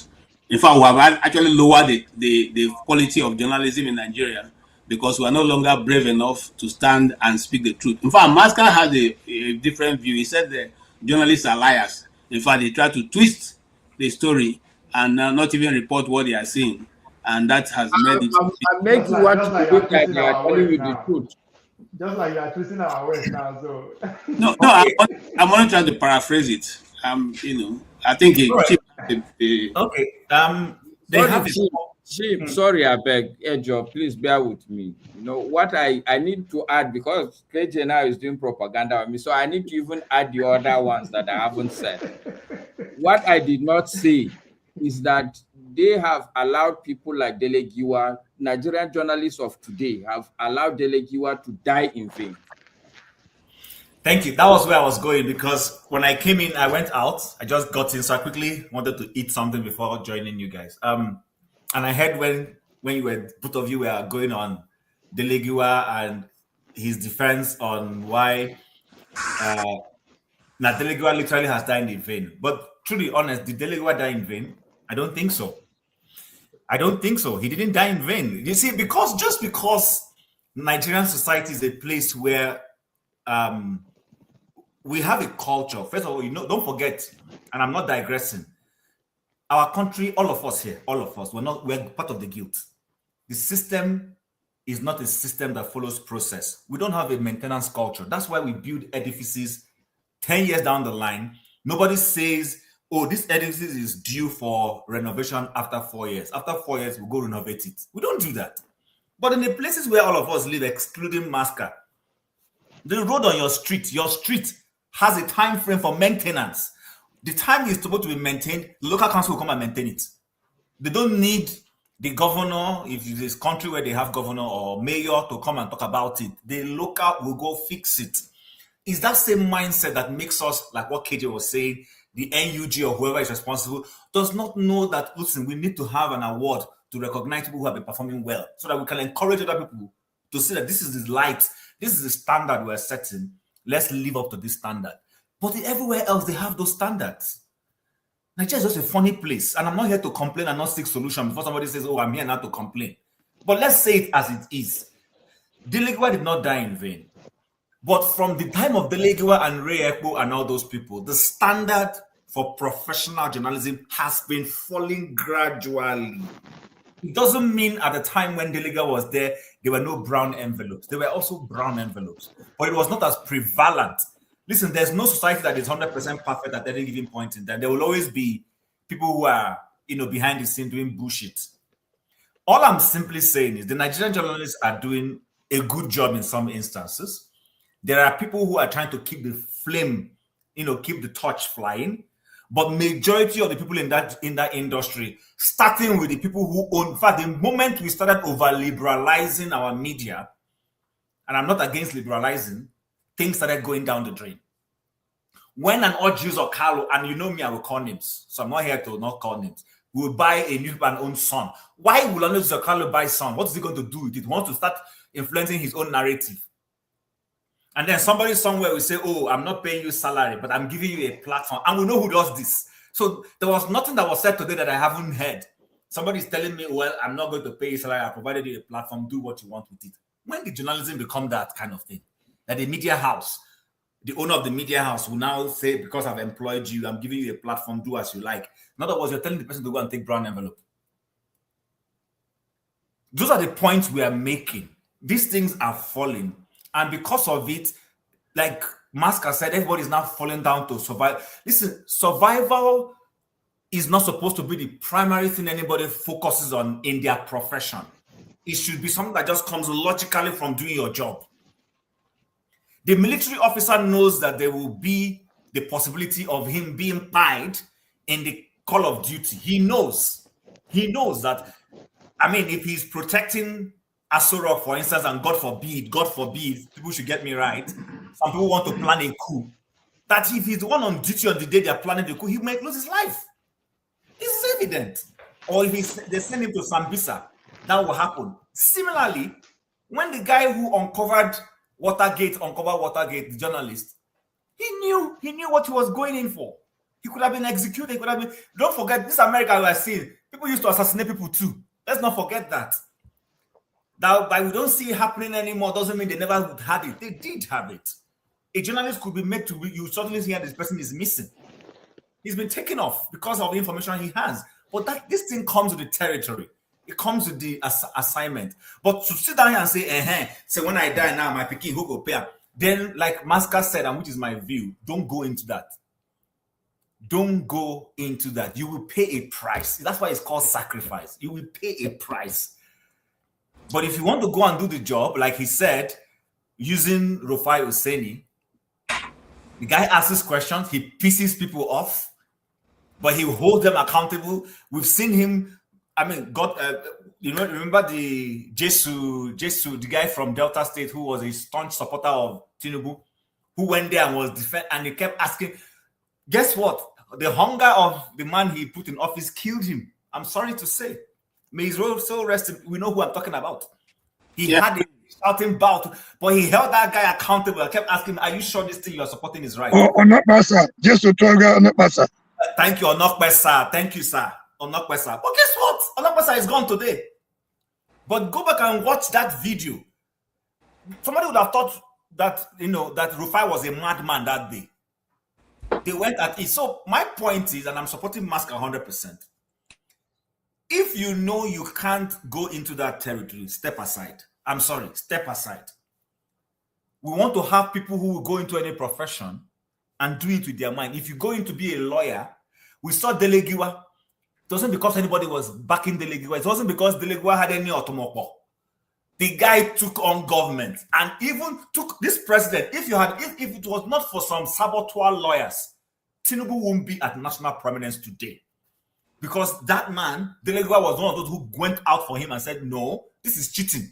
This guy can't get away with this.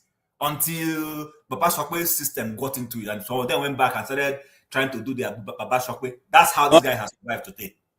All right, Chim, on this issue, I don't know. Me and you no agree. Okay, not to agree. Let's hear from Comrade Mori before we come to Tony. Yeah, good evening, everybody. Yes, sir. My voice is not too good, but I'll force my voice to speak. This is about the third time we're having a similar conversation. KJ, with all due respect, this is not personal, right? Like James said, I like the way they are contributing to the topic. I'm benefiting a lot from it. If there's anything I've benefited from this program, this show has been able to answer Dr. Damage's question of who did this to us. If he has not gotten the answer, either he's not following his own show or he's not sincere. I know he's a very sincere and he tribalized somebody. Sometimes we get the raw fact from here. Even if we have not started implementing them yet or carving a pathway to where we hope to go, a lot of people have courage to speak truth to power on this platform. KJ, each time you come here, I know that is your professional constituency. You try as much as possible to be economical with the truth, or you try to defend them, which is within your right to do so. Like James said, if you cannot take the heat, why go into the kitchen? Until we begin to take responsibilities for our actions and inactions, we go nowhere as a country. If you are making excuses for journalists, do you even call that one you have Nigeria at the moment journalism?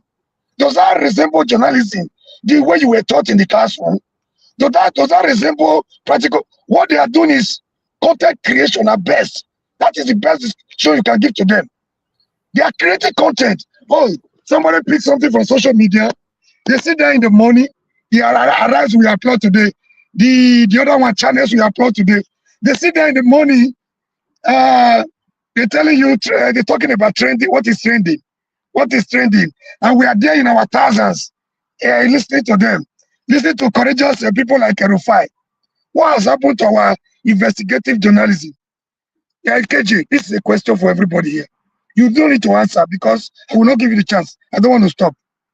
Does it not surprise you that it takes a Makegini to come and even tell our politicians the fraudulent clauses that were inserted into the new electoral act?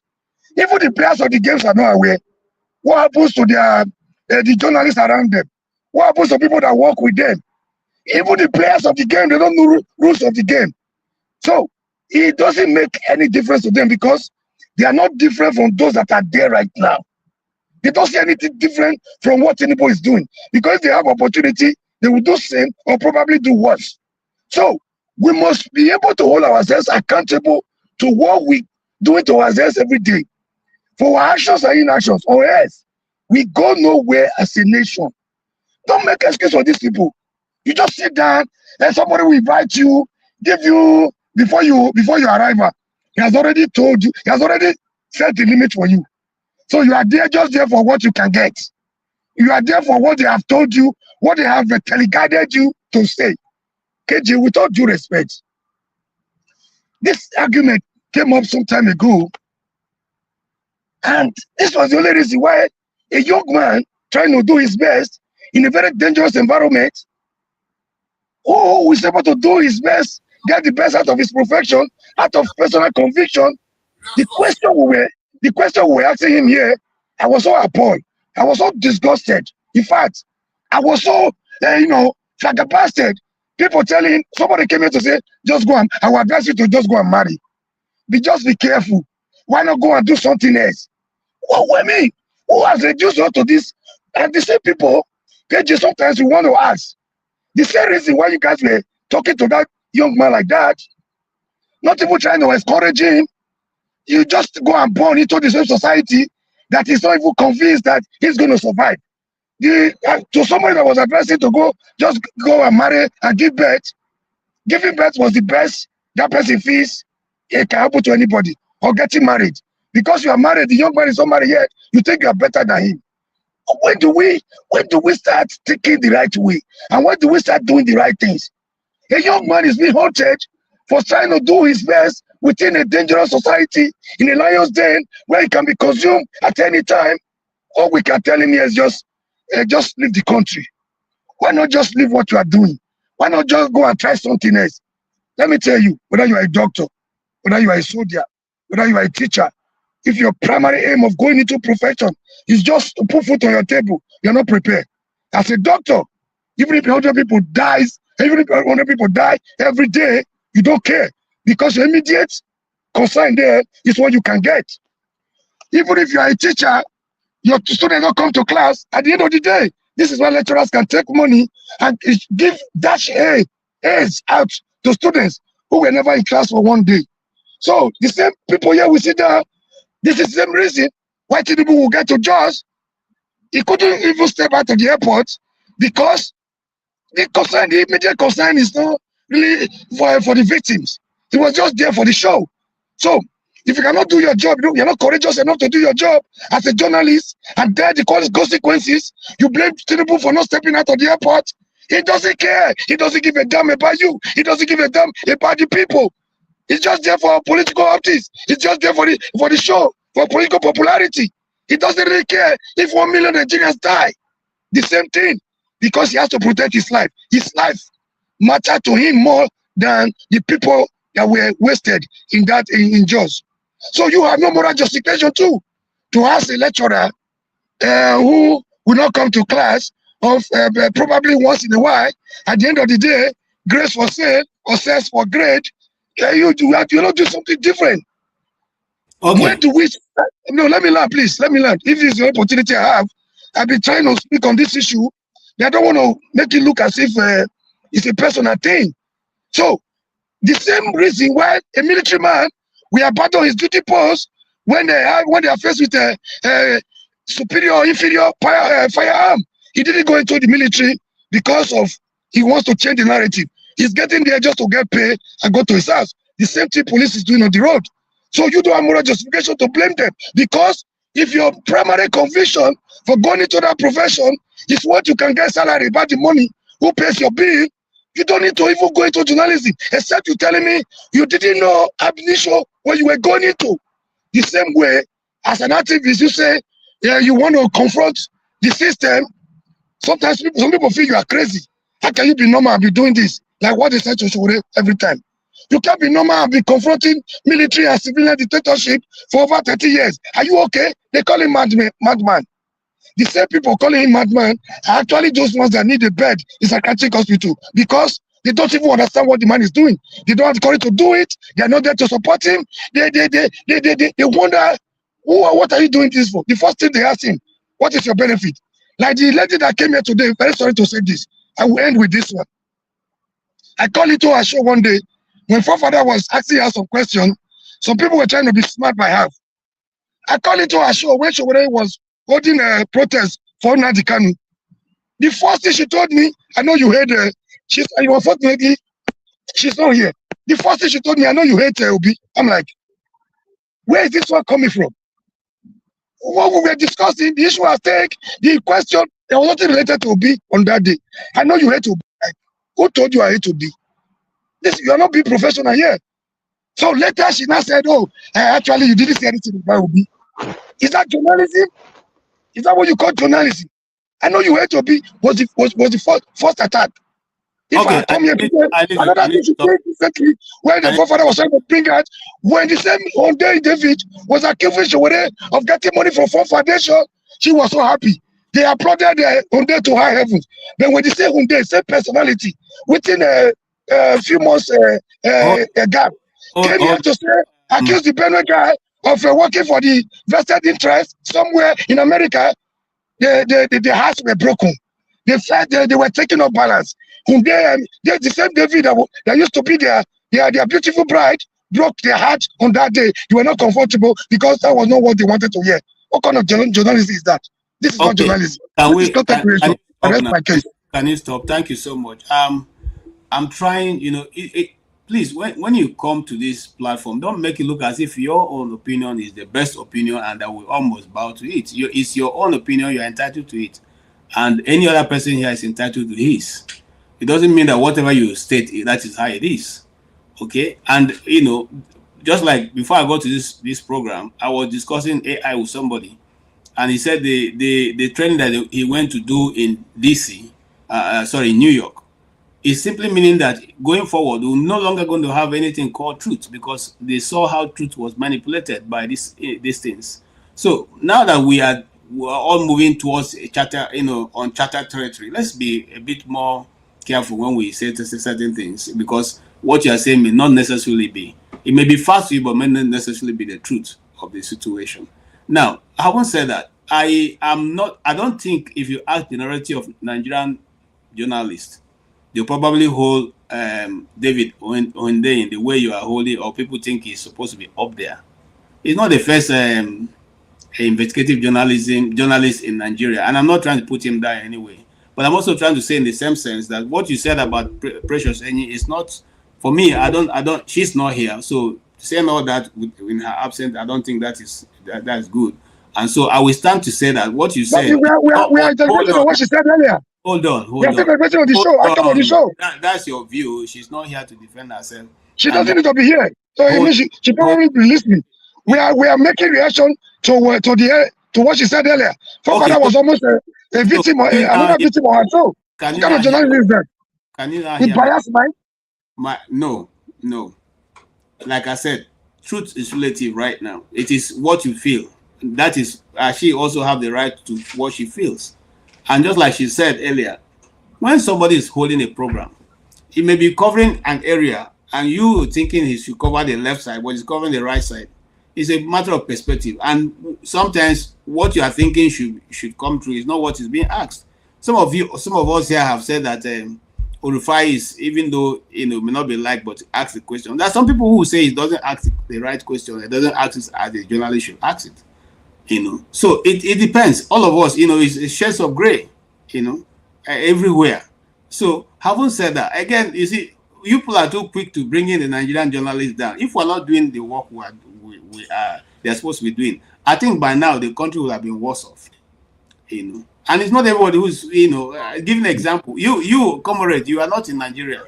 Your comradeship, you should go back to Nigeria now and do it so that we also see how you are doing it. I'm more in Nigeria than everywhere you think. I'm more in Nigeria. I'm always there. Okay, so when you go Nigeria, more than you think. When you go now, and I do more for Nigeria than those that live in Nigeria. I have a bullet. If you don't mind, I'll show you my bullet tool on my body. I'm ready to take more, if need be. I'm not scared of anything.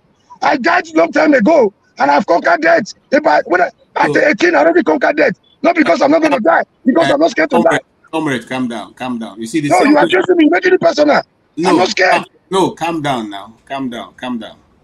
You see, the way you have taken bullets also is the way other people have taken things you don't know. Not because they're not coming out to tell you. Okay, so everybody have their own, everybody have their own story. So I'm not here to defend the Nigerian journalist, but I'm just speaking. So let's balance out whatever we are talking about. All right, thank you. NWC, you had a brush with journalism, so I think you also have something very important to say. Can we hear you before we go to Tony? Good evening, gentlemen. Good evening, sir. Yeah, I didn't follow the topic, but I know the last time when I joined Rudolph Show, I didn't see when he interviewed the guest, but I learned it's about the practice of journalism and confronting truth, or how they report events in the country vis-a-vis government gag behavior towards journalism and how they navigate it. Well, I will say that it's not easy practicing journalism in Nigeria. The many traps are there for journalists, but the key matter is that many of them are under pressure not to report the truth as it were, because of threats from both the government and most especially from their proprietors, who are strictly in for business, and many of whom have affiliation with the government of the day just to keep their business flowing.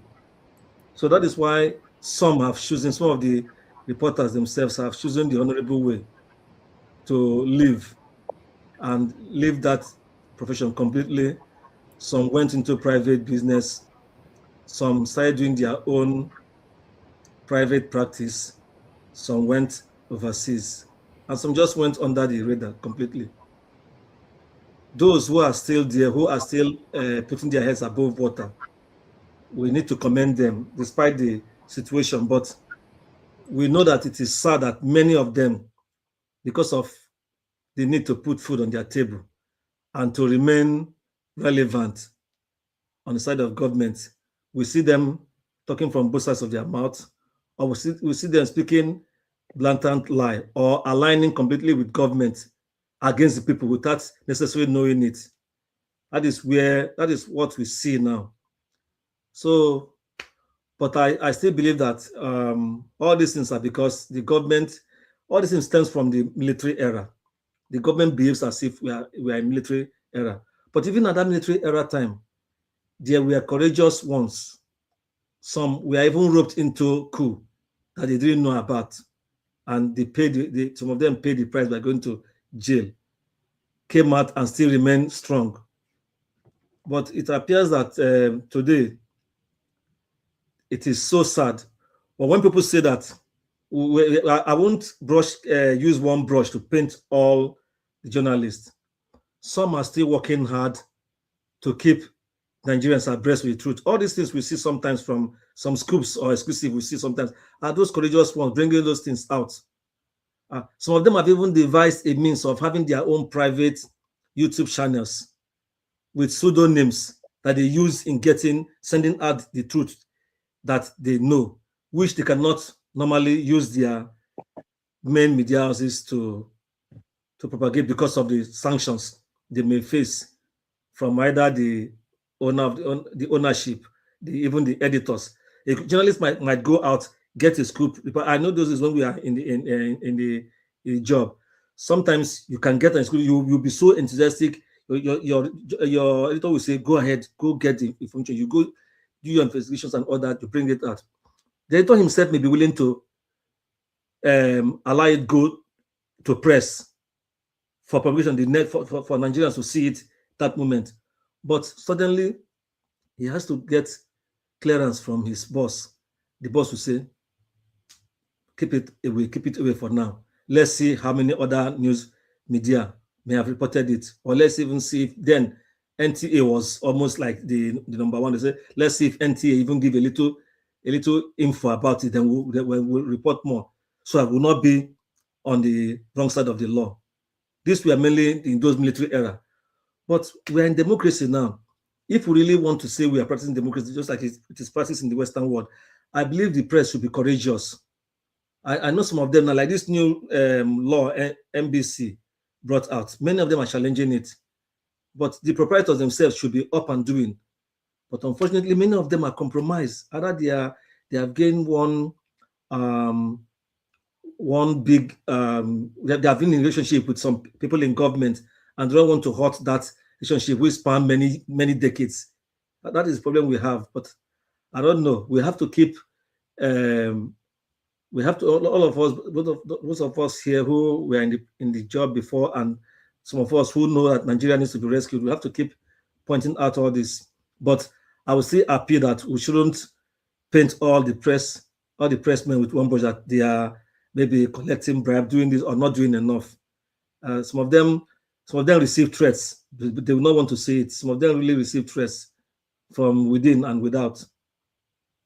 Let me stop here so far. Thank you. Bro, what is bad in receiving threat as a journalist? Okay. If you don't receive threat, if you don't receive threat, you're not doing your job. No, some receive life threat, is a threat. Your life is a threat. You're coming out everything from your house. You're eating. You're going there. You're driving your car. Everything is a threat. Life is not fair. Some receive threat, but they still go ahead to do the job. You see, some of them have even been kidnapped, arrested, and they don't mind. But many others shaking out. That's the problem. So few are in the battlefront. Okay. Threats or no threats. And we say I like what you said. Comrade, please calm down. We don't want it to be right. Let's just have a conducive discussion. And now we have a lady. That's my voice. I'm not angry. That's my voice. Okay. I'm now forcing we'll have myself a to lady talk. in our midst. I apologize for that. In front of a lady. Biko. All right. I wanted to go to Tony, but now that Dr. Adama is here, let's hear from her before we go to Tony. Tony, please be patient with us. I beg you. Greetings to all the panelists. Mr. Tony, thank you for allowing me to speak. Comrade, I came in because of you. I just want to understand, please, sir, why are you yelling? This is not like you. Eh? Dr. Adam, I apologize. My voice is wrong. I'm trying to forcing myself to speak. I'm not angry. I'm not yelling. Please. It's just the nature of my voice. Please. Okay, thank you. Wike is my uncle. He's in our DNA. Okay. All right, thank you. I just want to say I missed Precious show. Ovie.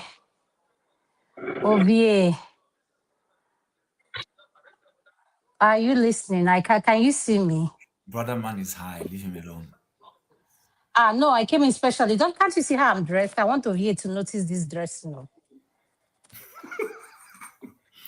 That cannot see.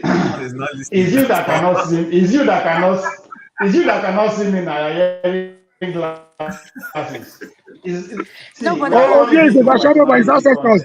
He has a lot of political ancestors around him, so you can't see him. He's not visible.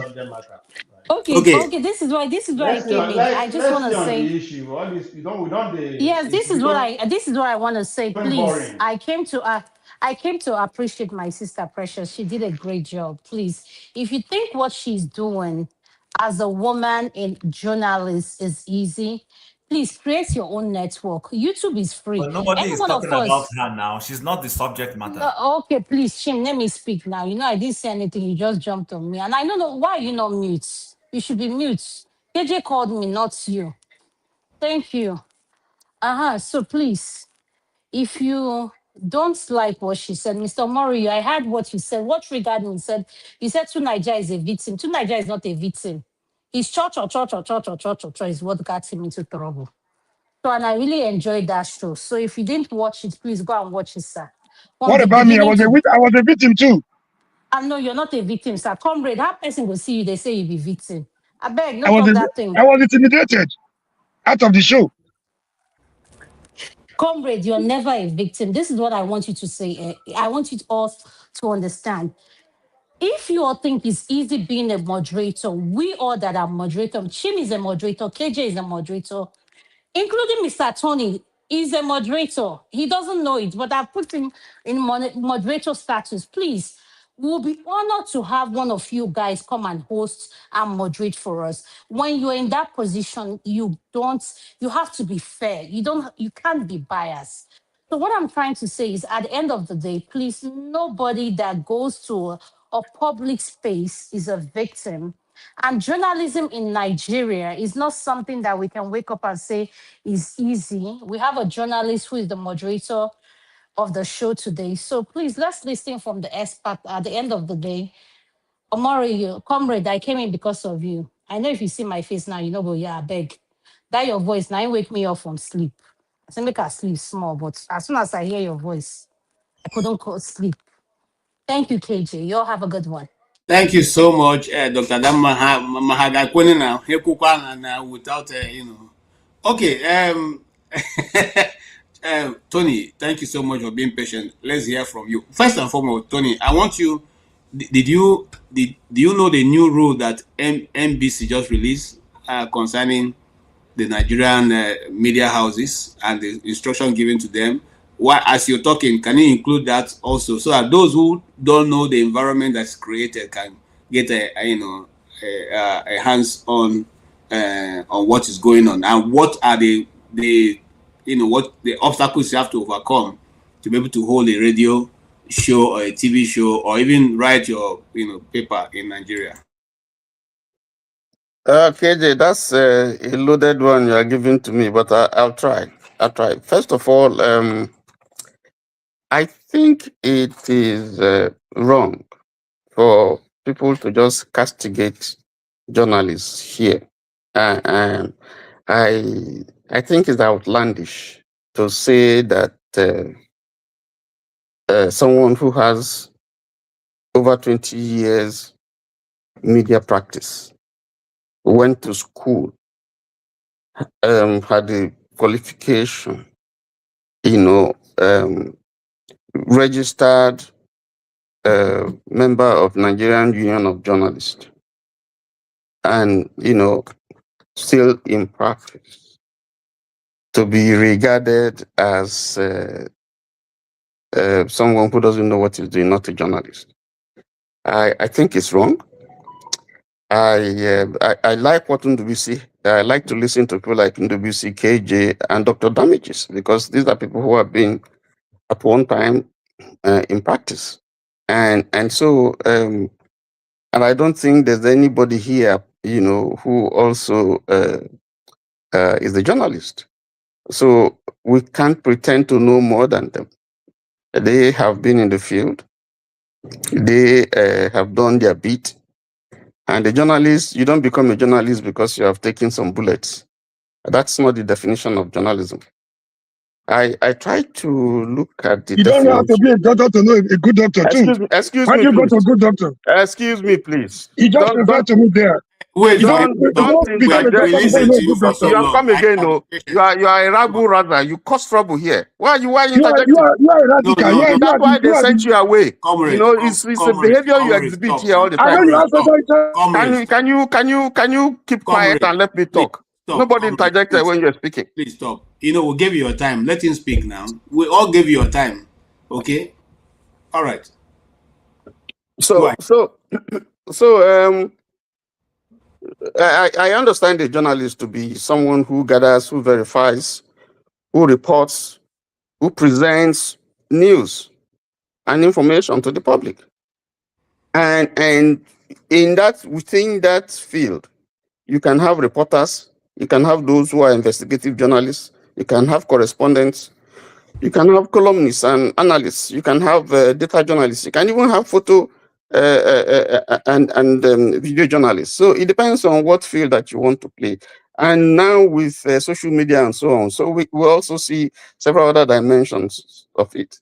I think it is wrong for people to come here and say that if you are not ready to die in your profession, then it disqualifies you from being, whatever you profess to be.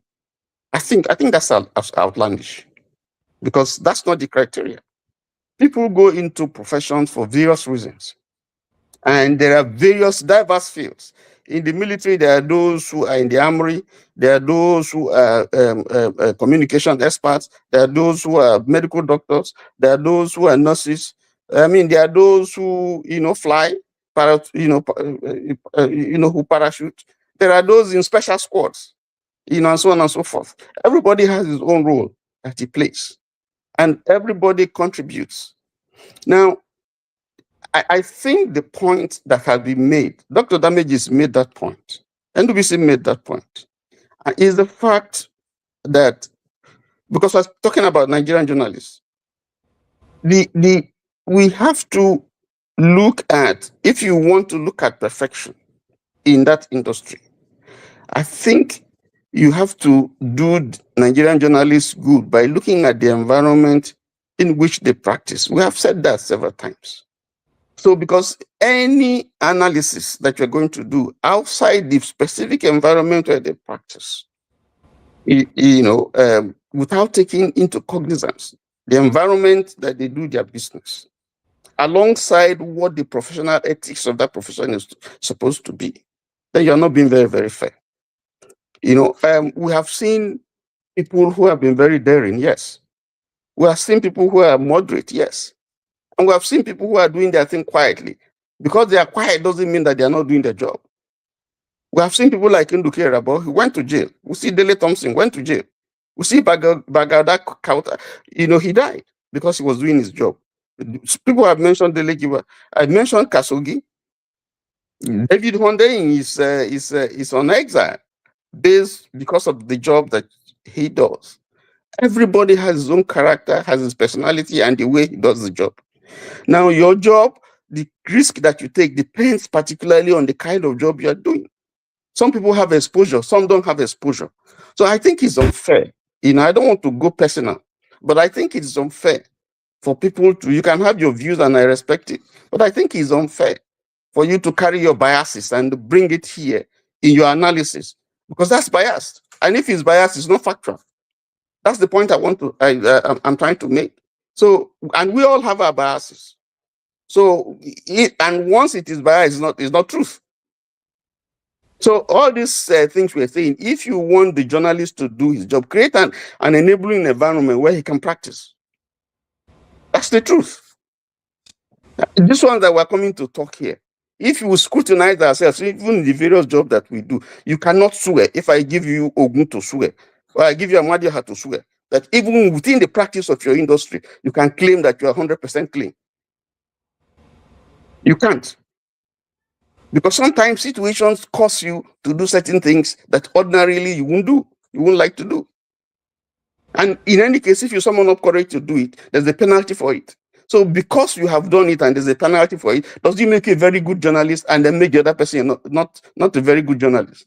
I don't see the anchor. I don't see the correlation. I don't see the argument that is being made here that makes sense.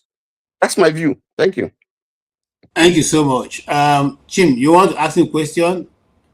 Okay, if his question, I want to push back on practically everything he said. But yes, can you hold on so I will talk to Pablo? Can I quickly? Go ahead. Okay, so I think, I mean, he's guilty of this personalization he's making. People are supposed, the whole idea behind why we're here. Otherwise, Precious should have spoken and we all go away and say, Church Abasala, so. But we're not here to do that. We're here to, and listen, the young lady is doing a fantastic job. Like I keep repeating, it's not about Precious. We're not here to dissect Precious. We're talking about the industry. We're talking about the profession. Precious might just be doing her job. We are entitled to disagree with her on certain things. That doesn't erode the fact that she's doing a fantastic job. It's not a personal thing. If I'm in a profession and I come up and people poke holes, we poke holes every day on our politicians. There are good politicians out there, but we still poke holes on politicians on a day-to-day basis, but they still go about their life. So I don't think we need to come and be holding forth for anyone. That's already a bias on itself. Let people make their views, come to this show. Dr. Bunwefe comes here and says things. Some of us will agree, some of us will disagree with him. That's the whole idea behind the post-analysis of a show. Unless we want to stop it so that we'll keep our mouth shut and then we'll not poke holes at anybody. Then, like I said, Jim, I think you shot over the bar. Because I did not mention anybody's that's the way name. you've been sounding from the beginning. No. You hold on. You shot over the bar. I made a general statement of what I think is the definition of journalism, and I mentioned the various aspects. And I said categorically that the fact that someone didn't take a bullet does not make him a less journalist or whatever in his profession than the other person. Taking a bullet. Sorry, Tony. Hold on. Because I did not mention anybody's name. No, and I did not. I was more general. I was more general in my speaking than. So I don't know the way that slant that you made. That's the point I am trying to make. You're taking it personal, like you said after she left. I heard you correctly. I'm not going to speak behind you. I'm speaking in front of you to tell you that I'm being magnanimous enough and I hold nothing against you. It's only if I speak behind you that you can say I'm being personal. I'm speaking, you're right here. When she was done and you were supposed to speak, you were honest enough to say you were biased. And you're holding forth right here. You said you were biased. And because you don't want your bias to get in, I'm saying, because somebody comes to the program and speaks their truth or tells us how they feel, and we disagree doesn't mean we are rubbishing anything she's doing. Like I keep repeating, I'm not going to reduce this conversation to a Precious matter. It's not about Precious. It's about the industry. We're saying that a couple of our journalists are the ones responsible for their problems also. Because there are certain things they shouldn't do that they are doing. They compromise, they put themselves in a... In fact, let me end it here, please. Even the man we said that was killed, there are legends that he was compromising, and that was what made them get him. It's part of it. I don't want to come and start saying you. Anybody who is listening and knows what I'm talking about. All I'm simply saying is our journalists need to stand their ground, do their job. So that when they come after them, people can say, listen, this person is doing his job and we can empathize or sympathize. Right now, a lot is being done that makes people feel, you know what? No. These people are responsible for their problems. That's the point I'm making. It's not a personal thing. All right. Thank you so much. No, I'm not coming to his camera. I'm going to VA. And then after that, I'll do Femi because they have been waiting. I wanted to just push back in a minute. Just 1 minute will be enough for me. No, 1 minute. No, I'm not going to give 1 minute because it won't take 1 minute. Yeah, you're not going to like what I'm going to say. Carry on. Okay, go ahead. All right. KJ, do you know a Genius Anagu? Genius who? A Genius Anagu. I don't expect you to know him. It's from. Does he know me? Hold on. I'm trying to. Does he know me? No. Okay. If he doesn't know me, why should I know him? No, exactly. I'm trying to, make a point with that every profession comes with a risk, right? It was a former 400-meter runner, Nigerian athlete. It was an assignment to represent Nigeria in Sydney Olympics 2000 when he got an accident, and that was the end. Right? So you ask me if I know that you are where he is and all that. Every profession comes with its own risk, right? They'll tell you that it's easy, everybody will do it. Now, my main argument, right, today, now, the money in journalism and the way journalists they apply their profession. That's my argument, right? So I'm not discrediting experience or no. How you apply that profession is subject to criticism. That's what we are here. That's what we do with the police, with politicians, with everybody. So, and they say that's why I say move to carry personality out of it. But money, my main number one is money in politics. I agree that my argument is that the Nigerian media ecosystem will not survive without money. Not apart. But where the money is coming from is what I am pushing back on. Because if we agree that journalism is pretty much a society of people talking to themselves, why at first, why do we need money for us to talk? But if because of distance, difficulties and other language, other barriers, and because of the other special interests who are bringing information to make sure we know understand, then we have to go through some navigation system that requires money. I get all that. But where the money is coming from is very important. If the goal is to build a nation, right, then we don't need an external factor interest to be financing how we build that nation, because we build that nation, that's how we communicate. Now, story will go there. The Nigeria of tomorrow, we have to talk it to existence. So if we depend on all those McCarthy Foundation, then because their interests come first, and you agree, KJ, that once you are employed by all these big corporations, they gave you rules and regulations. All right, and that's where the idea of we need to, in order to boycott that, the solution there is to encourage local people to sponsor our media. Don't go tell we know, don't go tell we, if you don't go tell putting interest first, and Nigeria interest with that. If KJ sponsor media for Nigeria, Nigeria, your interest and Nigeria interest with that. But if an external factor is doing that, the interest comes first, so we'll be able to that. So we need to encourage our local investors to invest in it, because as I always use track and field as an example, but also institution within the Nigerian system. We lack money today because money they call free from federal government. So Ovie, I have a question for you.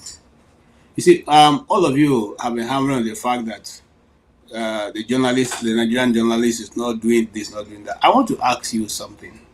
The NGOs that are everywhere in Nigeria, who is sponsoring them? And why are you not now moving against stopping the inflow of NGOs that are everywhere? You don't see anything wrong with it? They run your hospital, run everything in Nigeria. No, The problem is the hold on journalist. now. No, you are missing. Just hold on to understand. The point I made there is now na talk am no be me o. Now na talk na foreign investors, foreign NGOs how to invest before that will survive. This is not me making shit up. This is una journalists admitted from the local one to foreign one. Anytime when they come to this platform, they admit it. Even when I confront Chido by using Qatar, he said, no, be Qatar, Rudolph America, all and all that. So I'm not making it, I'm just using what is there, making my point.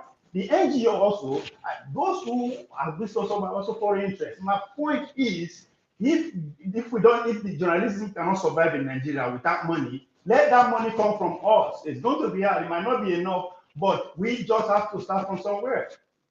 That's the point I'm making. Where's the money coming from? I can't help it. We can't stop it. But we should be able to manage it. We should be able to control it. If the goal is to build a nation, brown envelope come in different shapes and forms. Come by cash, come by employment, it come by gifts, come by asylum, come by migration, come by free admission to go to school. They come in different and the biggest one, which is Femi was trying to point it out, is ideological based, especially the American media. It's ideological based.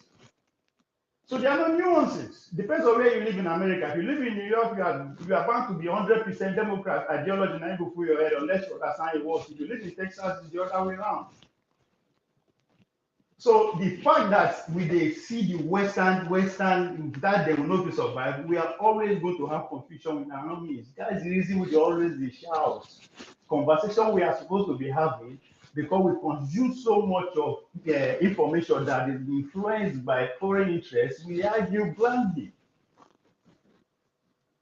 That's the whole point. That's why they argue, because some people are paying for us to have a conversation. We come here with a premeditated headline that is not from our thinking. It's coming from an established media.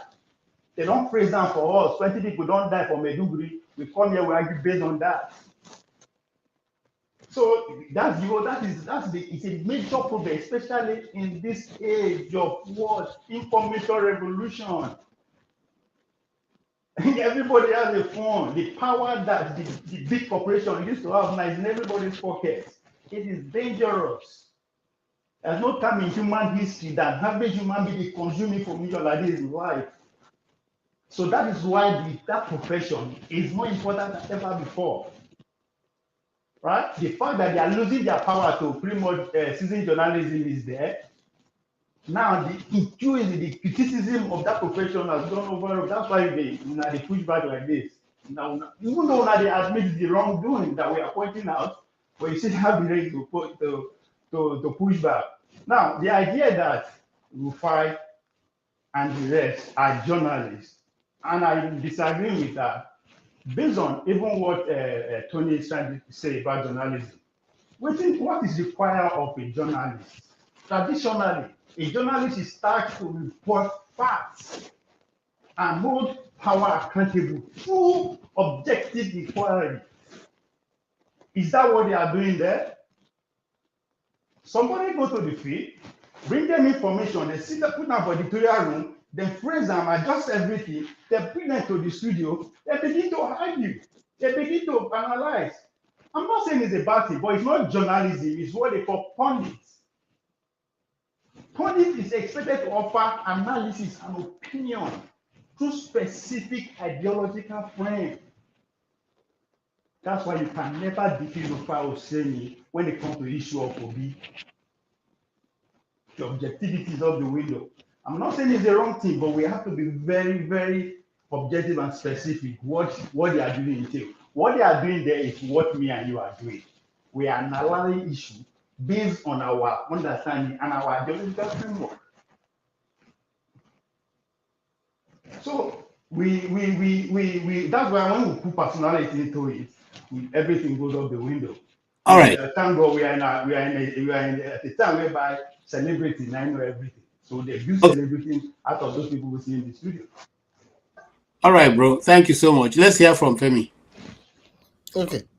Thank you. At times like this, I remember someone that a lot of people have forgotten about. Enyi Akogu. Remember that channels guy that was probably the first journalist that lost his life to Boko Haram in 2012. That young guy, how old was he? He was 31. 31. He would have been 46 this year, right? I start this way because taking part of what I mentioned earlier about how I don't think it's as simplistic as just and thank you, Ovie, for helping me expand what I didn't think of it that way. You know, that's why sometimes it's just good to listen and not listen to argue, Abi.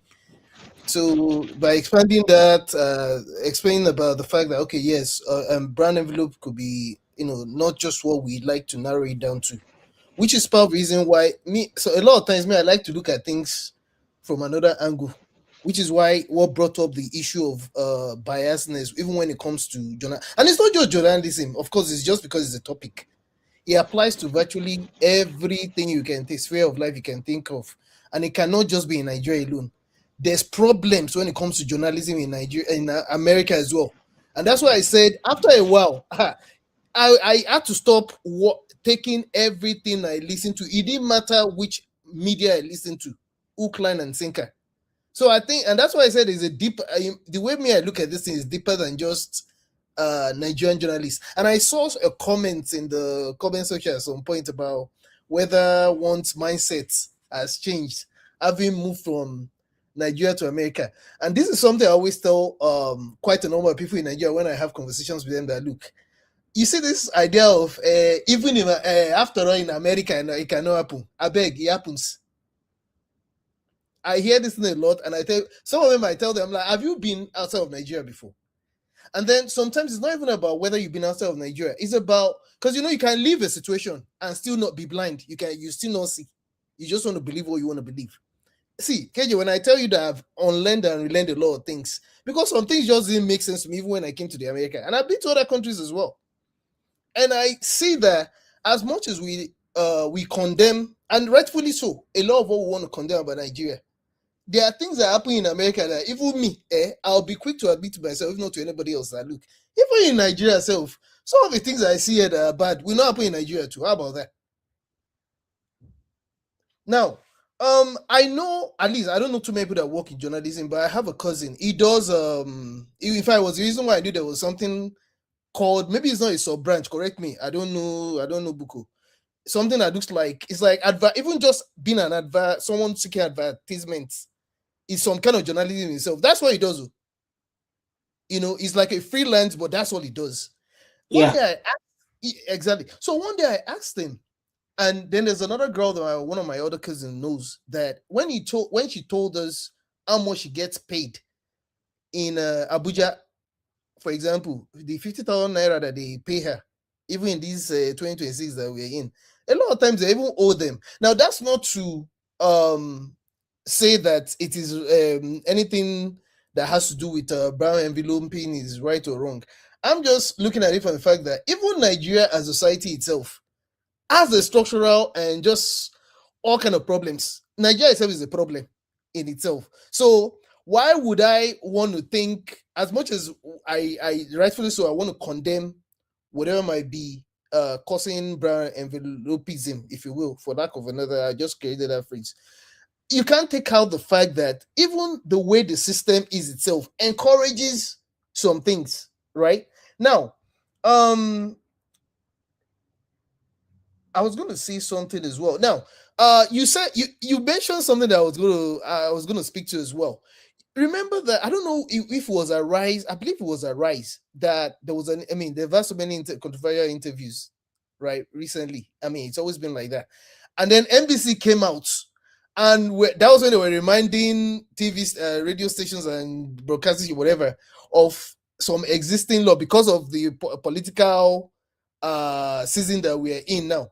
And in my head, I'm like, even the ones that are trying to do the job, the Rufai Hosseini's and what have you, they are trying to do the job. Before you know it now, they will say they are trying to close Arise like they did to channels, if you remember, in 2008. When, I forget, I think it was John something, that was a minister. It was even from Cote d'Ivoire that was mentioning about how, because of something that they said about remember when, it was when Yar'Adua, you remember all the controversy? They were kind of like threatening a lot of media houses then. So if they close these media houses now, a lot of the people that are working there, that even the ones that are trying to do the job, they have family. They have, you know where the problem will come is when they can't feed their family again. You know, so as much as this thing comes with risk, the way I think about these things, it's beyond. It's in for. Again, I'm not supporting anything though. But when the Wahala starts now, how are these people going to feed their family? Because it is all of us that are now saying, journalists will do this, do that. Are we the ones that are going to help them? I'm just saying, I'm asking for a friend. It's just all right. Femi, thank you so much. You see, I like the way you put it, because last, now the journalist, the person on the ground, I ain't go carry the thing. And we'll only say, hey, I have been in situations. I don't want to be again. And I will not advise any of my friends. That not means that we are, the journalists, Nigerian journalists are cowardice, but they are practicing to survive to practice another day. And if we're not doing too well, all of you speak good English, you also write very well, or you can at least stand before the camera. Anybody can now take over the position and do the one we're not doing, so that it will be clearer. You talked about the guy. I like that. They are practicing to practice another day. Yeah. Yes. It's a good phrase. Yes. The young guy, he was quite very agile at that time. We feel so bad when, he was one of the first victims of Boko Haram. KJ, who remembers that guy today? I don't know. That's what I'm saying. I still remember his face, and when he was doing that report that finally took his life. I still have his picture. I kept his picture because I felt I was crying that I still keep his picture. So now that's where I'm seeing it. Not because people cannot be brave. no. Anybody who have chosen to be able to go out and ask questions is obviously going to be brave, but sometimes you need to just know how to manage yourself so I can come back the next day to continue for KJ, I remember I was going to say something. I remember that he said it got to a point you were like, you that you have Pikina, you ran that. Yes. Correct when I remember. Yes, and you see, I don't like to tell that story because while we're here, I'm just trying to see, okay, maybe this is the time for me to do my memoir. You know why I'm saying that? Because you cannot have over 20 years of experience and not have seen the good, the bad, the ugly. So sometimes these things are easily said than when you are in the field. I'm telling you the truth. But when you're in the field, you meet a lot of things, and especially for those of us who are not in the mainstream media. And somebody was asking here if the practice is different.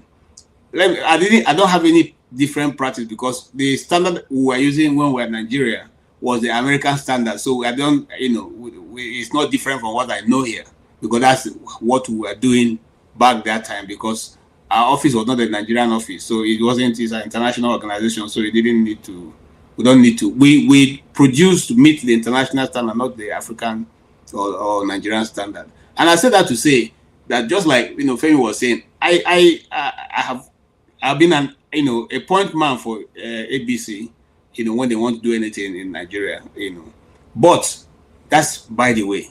Now, coming back to Comrade, before we go to the BC, I want to ask you, is there anything at all the Nigerian journalist is doing well, apart from just criticizing them? Is there anything we have done well that is worth of accolades? And do you think that those people who have paid the ultimate price in practice, who today don't even have their names on the halls of fame or any government award, or like the young man who died, I don't know if he has family.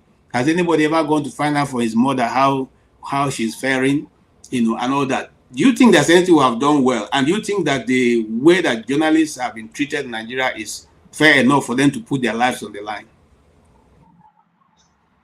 Yeah. Thank you, KJ. I want to advise that for us to get the best of this discussion, for us to maximize this conversation, the essence of this conversation, when you now say we, looking at it from the angle that this is your profession, we have already lost the essence of the conversation ab initio. The reason why I said this is anything we say is going to make you feel we're attacking you. No, this is not about you. It's not just about journalism in Nigeria. It's not about me. I'm not Nigerian journalist. Yeah, when you continue like this, it's like you're trying to make yourself a judge in your own case. And it will not be able to get the best out of this conversation. We are not here to attack you. It's not just about journalism. Oh. This is the point I'm making. They are doing their best in a very dangerous and very unfriendly environment. No doubt about that. But then, whatever is worth doing well, whatever is worth doing at all, should be worth doing well. This is the point we're trying to make. Now, and let me digress a little to other areas. The reason why you see, sometimes I get tired of talking about these things. One thing I want to see, if this is anything I have to say tonight, until we start looking inward, we can blame our leaders, our imperialists, our colonialists. We can blame foreign interests for what we care. Until we start looking inwards, looking at ourselves, the problem we are causing. That was why I started by saying Dr. Damages is the only person on social media today who has been able to provide a forum to answer his own 1 million question of who did this to us. If I hear that question from him again, either he's not sincere or he's just being mischievous. I know he's a very good guy. When you watch Dr. Damages' show for 2 minutes, you have all the answers to that question. Who did this to us? Nobody did this to us. We are the ones doing it to ourselves. We are not honest people. We are very, very, very, very hypocritical people. We are very, very biased people. Somebody is coming to call me a rubber rasa. I don't have a problem with that. I know you have a special interest. Apart from being a regular guest on that show, you also go there to pretend as if you are one special thing. You have a special interest even in the organizer of the show. So that is within your right to do so. They don't come here to bamboozle us into a fool's paradise that we should not react. This is a post-show analysis. We are reacting to what happened previously. We don't have any personal beef or biasness against She's doing her best. But then I also want to point out one thing. Social media will have been a very useful tool. Gone are the days of 7 p.m.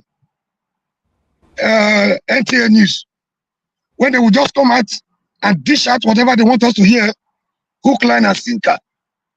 So this is information age, like my brother of the side. But what are we doing with it? This is my question. And again, we misusing the social media.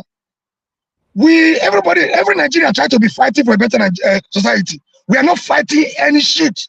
We are selfish. We are worse than those we blame. So let's look at the most dangerous thing in social media today. Not everybody can be like Dr. Damages. I don't have problem people making money from social media. Will soon be like the churches in Nigeria if they're not already getting worse. If you remove the tithe and offering Nigerian churches, 98% of Nigerian pastors will not be in the pulpit. This is where we are gradually heading to. They start by telling you, I'm not interested in monetization. They gather you, try to do as if they're doing the right thing, they're fighting for Nigeria. If you stay with them for like a week or two, you understand the real reason why they're doing what they're doing. See, using social media as a source of income, it's a good thing. Jobs are not there. But then, that should not also, we should not be blinded by the fact that we're trying to survive, we're trying to earn a living. You doing worse than the mainstream media, which you blame on daily basis. It doesn't add up. This is the point we are making. KJ, apart from journalism, the reason why you see a professor, a university professor, that not be more rigging an election for a tout, and falsifying electoral figures for a tout. It's not different from what we are discussing here. It's not just about journalism. It's in every nook and cranny. It's in every facet of Nigeria.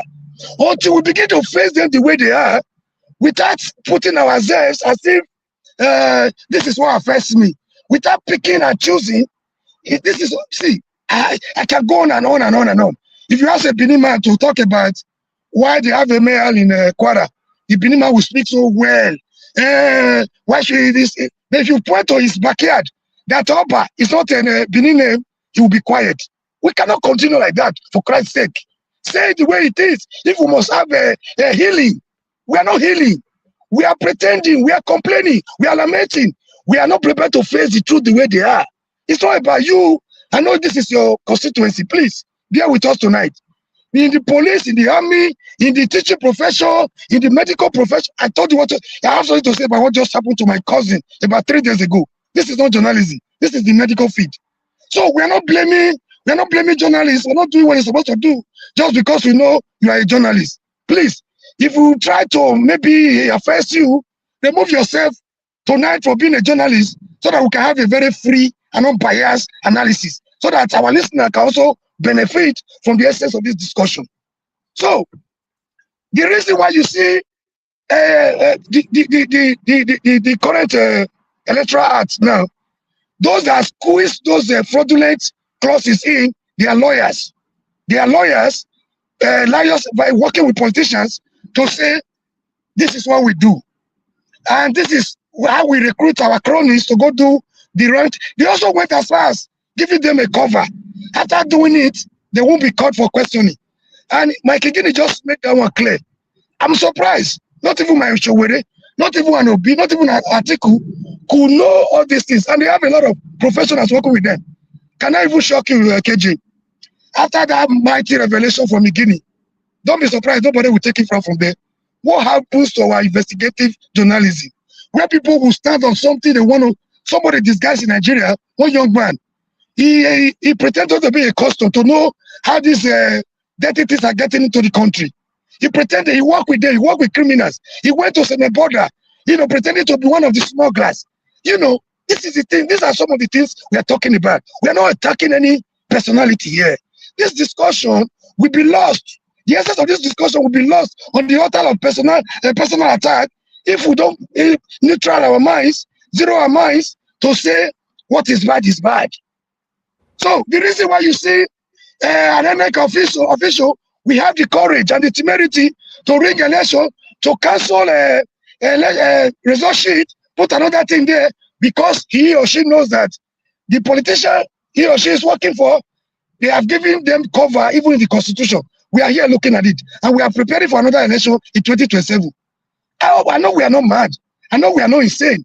But can we just allow our biasness and remove our sentiment and emotions and this clearly with the problem of Nigeria? If we must make a headway, we pretend as every day as if we are fighting. We're not fighting any shit.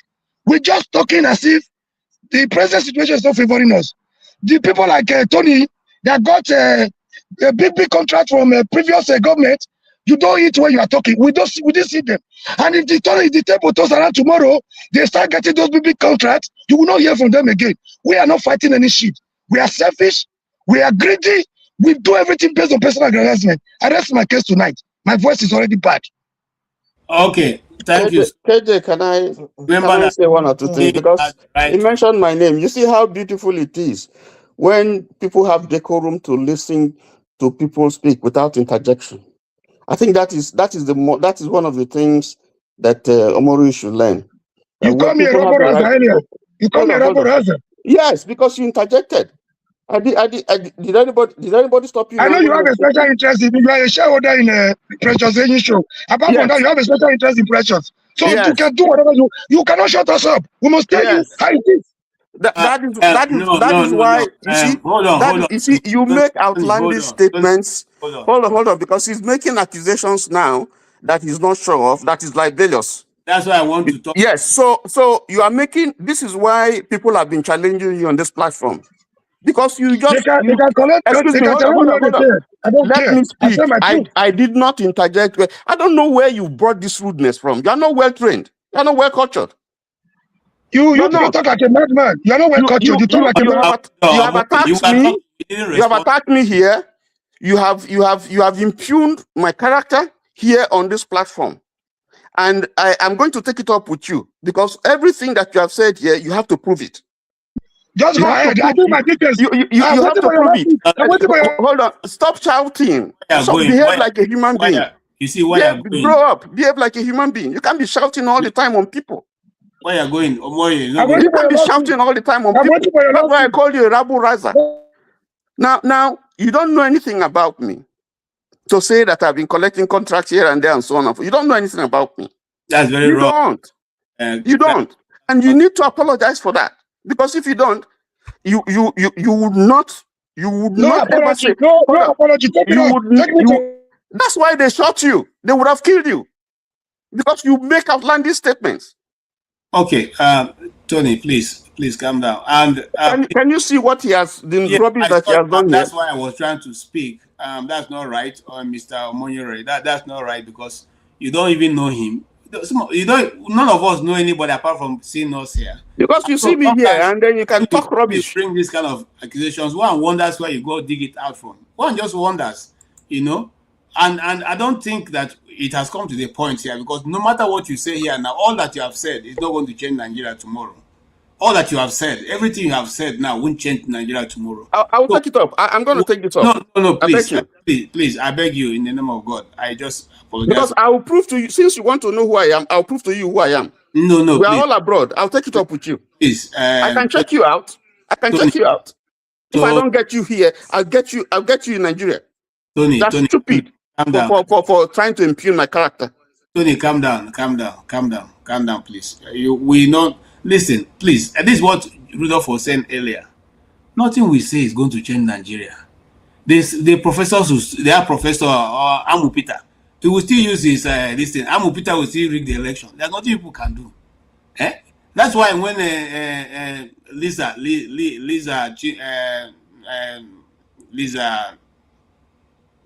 Kanu was calling him Amupita, I said it's the right name, So nothing we say that is going to change that.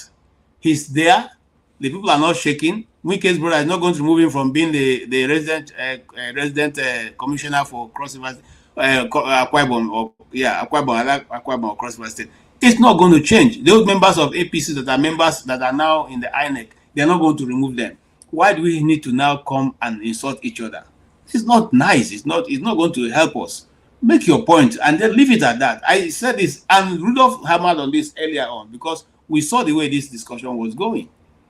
Whether you like it or not, if Precious Enyi KJ, please. KJ, please, I beg. I'm very, very angry, and I don't want to do anything that I'm going to regret. Omori has to apologize and retract the thing that he said, because he said it on international media. If he doesn't retract, I give him 1 week. If he doesn't do that, I swear, you will see what I'm going to do. Okay, please, Tony, you're my brother. I beg you, in the name of God, calm down, please. Comrade, you are a comrade. I don't know please. You also need to withdraw that, because this is an international media, and you have no proof of whatever accusation you've made. Please, let's calm down. Should we keep holding this? These shows, or should we shut it down? Because we didn't come here to insult each other or to try. That's why I say it was never about personality. I tried to make sure. Let's bring another topic. Let's stay on issue. Forget personality. Personality is always. Yes. So please, Oboyere, I can see Steve backstage. I just put you out so you can calm down, and then when we bring you back, please let's sort this thing out before leaving today. I'll go on to NDVC. Can we just move on a bit? I want to also correct something that earlier on we played, which I said earlier. The Igbo chairman found himself in somewhere in the abroad, and this is what happened. Now we don't support the abroad in this channel, so this is not an approval of what you are doing, but just to let us see how Nigeria is beginning to pan out. Very, very, very. Oh, no, it's smart. Local government chairman. Not the local government chairman. Honorable. Don't you know us? Honorable. Are you not honorable? Okay, I will need to stop it there, because I don't want anybody to say. No, explain. What did happen there? You know, like the hit. I mean, explain now. Who they hit? Who they hit? Who? It is the honorable of one local government in one of the eastern states, and he was caught on, or rather, people met him in a lift, and they said to ask him if he's not honorable, and he was trying to think they were greeting him, and they said to tell him that they don't know what they've been doing with their local government funds. So this platform does not approve violence. We don't approve violence in any form, but it's for purpose of education. And so we'll go ahead and discuss it. You see, the Nigerian system is turning people to become something else, because this is a chairman who has been collecting allocation, free allocation for only God knows how long. And look at him living large in Europe. Look at him living large in Europe. So, gentlemen, as a water cooler, as we call it in the media, those stories are not serious stories. We just used to water down nerves. What do you say about it, my brother, Ndubisi? Well, first, let me appeal to all of us here to calm down. And we are all brothers. We don't know ourselves personally. We only met here. And when we speak, we should not be too outlandish in our comments towards each other. Mr. Mori, please, you have seen many battles back home before you traveled. Nobody is happy with what is going on in Nigeria. And when we come here, we all express our view. Our view will be divergent, but making some accusations that may not be correct is not good. So to cease fire and allow peace reign, please. I know what you said to Mr. Tony was said in anger. Please retract it and apologize, and let's move forward, because it's not good. Most of us here we want Nigeria to be better. Those of them back home who are supporting this government that is destroying our system, they watch this thing now. They will be laughing at us, say, oh, we are fighting each other. So please, it's not good. Apologize to him and let's move forward. That is one. On what the video just showed now, KJ, you said the man is a local government chairman and all that. It's not new. Many of them, all these boys, the governors appoint, and they do kangaroo elections and appoint them as local government chairmen, and they have a portion of the local government fund available to them. Many of them don't do much for their local government because of the restriction they have from the governor, and because too, they are equally corrupt and compromised. Because somebody who really wants to serve his local government and is a governor's boy, and governor gives him that job, he will not accept it. He will say he doesn't want, because he knows that he won't operate. So I don't like what those men did to him, because they are living in a Western world where the law is strong. He can bring up charges against them, and they will face the music as well. So it's not good, but that shows you that people are watching them.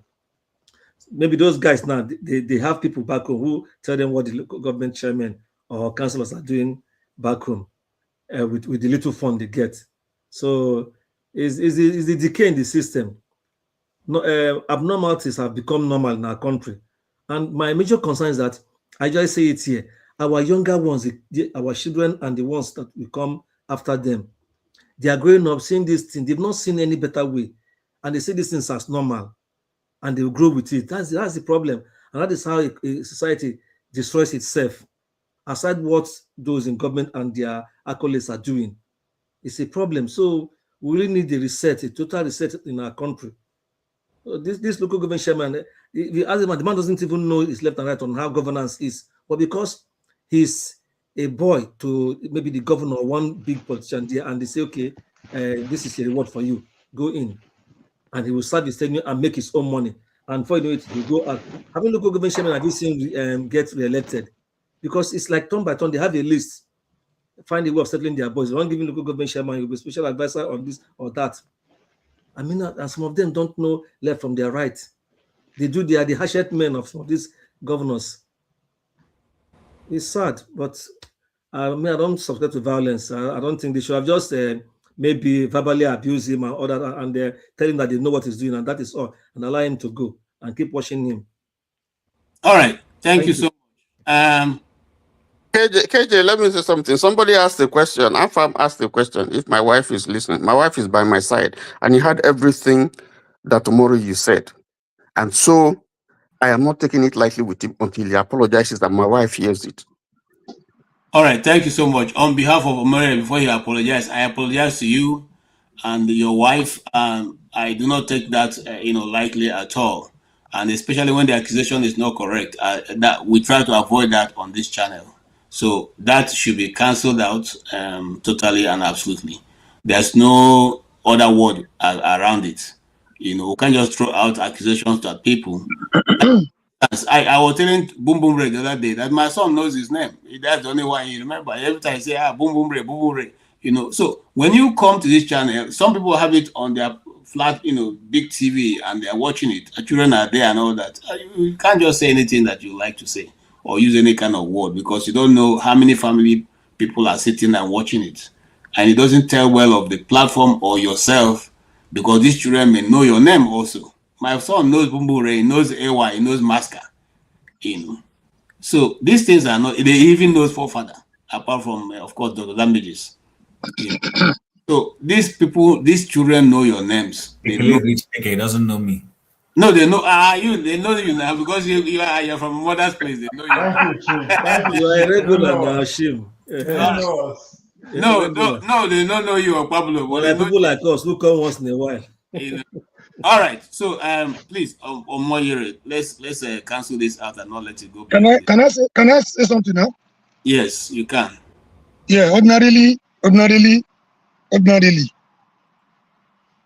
does not come to threat, but because of out of respect for panelists and those on the commentariat, I didn't say anything. KJ,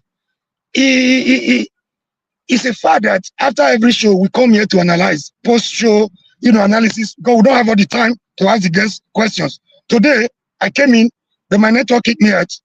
I didn't also want to start bringing so it doesn't look like a personal attack. So I missed the show. This is an opportunity that I have to have my view. Nobody should come here and try to gag us because you have a special interest somewhere. We have been doing this. We did it to Valentine Ozigbo. That day, I felt for Valentine. I was happy we were able to criticize and, he let him know certain things, mistakes he was making. Their faith were not nice at all. That is the essence of the show. We are raw, we are direct. See, ordinarily I didn't want to speak on this, so that it don't look as if I'm dignifying the threat. But because of what he has said, before we leave here, I'm going to furnish him my details, my name, date of birth, my address, so that I can go on with the. I'm also going to play one of his videos where he said he was doing contract with Nigerian government. I will play one or two. That will be my evidence in the court. I'm trying to be more Catholic than the Pope here. When we are talking about show organized by Precious, making it look as if it's his own personal business, that should be his own explanation. Why you carry Precious for like gala? I owe you no apology. Go ahead and sue me. Before you leave, I will detail you my details. If you feel you can threaten me online because of what I. Okay. At this point, I think I'm actually losing my cool. Okay. KJ. No, there is no apology. The battle line. Hold on. No, please, the Tony, battle line is drawn. I respect you here. Okay. Please hold on, Tony. We all respect you, and nobody, even the people in the comments, nobody taking this lightly. So you don't even need to fight your fight. You know, nobody, no comment I've seen that I've said what is said is correct. And one person, my late father used to say something. If you're in a group of 10 people and the 9 of them say you are bad, you should go and examine yourself. What else is there to be said? So everybody in the comment section and those on the platform are saying you should apologize. What's so difficult there? Are we here to show power? Are we here to show anything? Look, I'm going to give you a personal example. I have a niece who had problem with her marriage, and the husband or the people called me to say, wherever people want to go, we're ready. If it's money, we have made money. We are going to keep. We already kept money. I want to use to go to court. I said, my brother, I beg you, no court. If you have made money enough to be given to police and to court, just use it to take care of yourself. We are not interested in going to any court, okay? And that is where I always stand. It's just not necessary. All these things are not necessary. How long do we need to live? Calm down. Calm down. I said to the guy, it's not because if we wanted to, we will not. But I said to him, Biko, my brother, no verse. You live for Lagos, or you have made enough money. You see your business is going well, but you, as a businessman, you have, war chest to go to court. I bet use it to develop your family and your children. We don't want to go to court. We don't want to go to police. Please. So, Omonye, that's why on that basis I'm coming here. We are all supposed to be colleagues and friends here. Let's not get to the point where we'll now be threatening and all that. The man said what you've said is not, he doesn't like it. And you said it in presence of his wife. Anybody would just say, okay, I am sorry. All this one, what are we going to do with it? I beg, we're going to stop this kind of thing. Are we children? That's why we need to renew our hope and shine. Come to the new hope family. Hey, I don't want to talk about you because even you have contradiction. Together with Mr. Tony. Yes. Sorry. Why you're here? Mr. Tony, please. Just move on. Just forgive, please. You are there, please. You see everybody on the comment section, sincerely, people are supporting you. Please. Omori is a good guy. Both of you are passionate about the country. This is the honest truth. There is no need threatening ourselves online. That's not okay, to be honest. Please, I beg you in the name of God, just move on. I know you can do more than that. Meanwhile, KJ, me and you, why you say your children? Please. I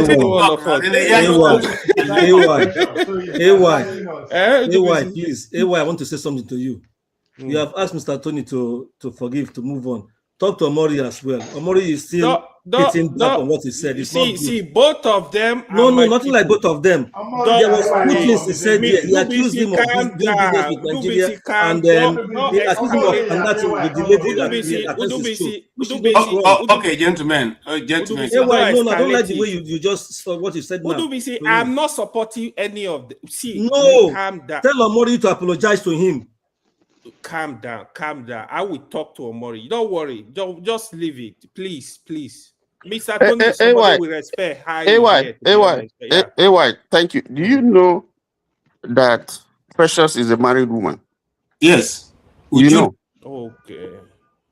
And he's accusing me.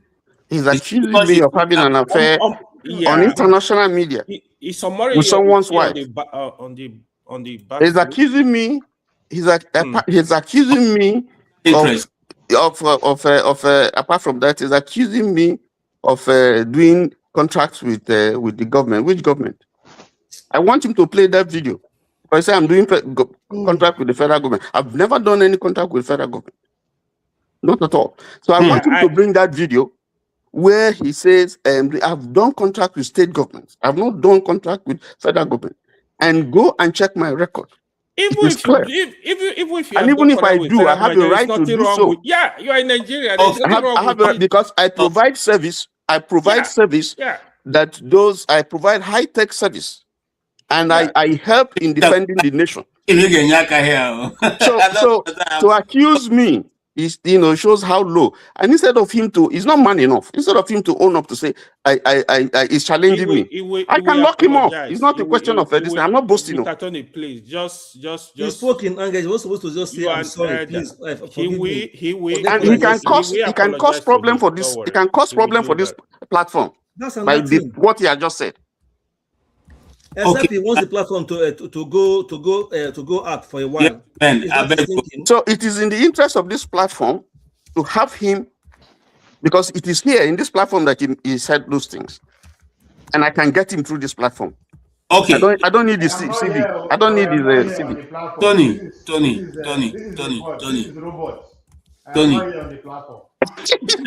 Okay, if I catch you, Tony, calm down. No, but it's wrong. Hold on. Wrong. But I appreciate. Let me just rounding up. KJ, I want to thank you. Machuku, God bless you. Owa Osakwe, thank you so much. AY is my brother now, so I can't thank you enough. But you have to talk to your brother. Okay. This is not. It's not the first time we're seeing this kind of behavior. It's not the first time. He has fought. What is his name? Ikene. He has fought. I mean, it's regular. It's not. We know his character. But to go now impugn my person. And I have a family. They respect me. And for him to say this, my wife is by my side, is hearing all the things I'm saying. And to come and you think this is macho? This is not about macho. Everybody has madness in him. Everybody has madness in him. And just as he knows people, I also know people. Tony, I know people. And if you want to play rough, I can play it very rough with him. I beg you. But he has to apologize. So I want to hear him apologize so that it will be on record. First and foremost, I apologize to you and your beautiful wife. Even me, I apologize on his behalf. I want you to know that Me, I am not here. I am not here. Let's move on. Akpeblo now go first arrest first. I am busy looking for 3.5 million votes. Okay. Okay, let's hear from Chim. Hold on. No, KJ, Chim, please. Hold on. Let's settle this matter. KJ, let's not stop the civil ourselves. We settle right now. This one now waiting they will talk behind the scene.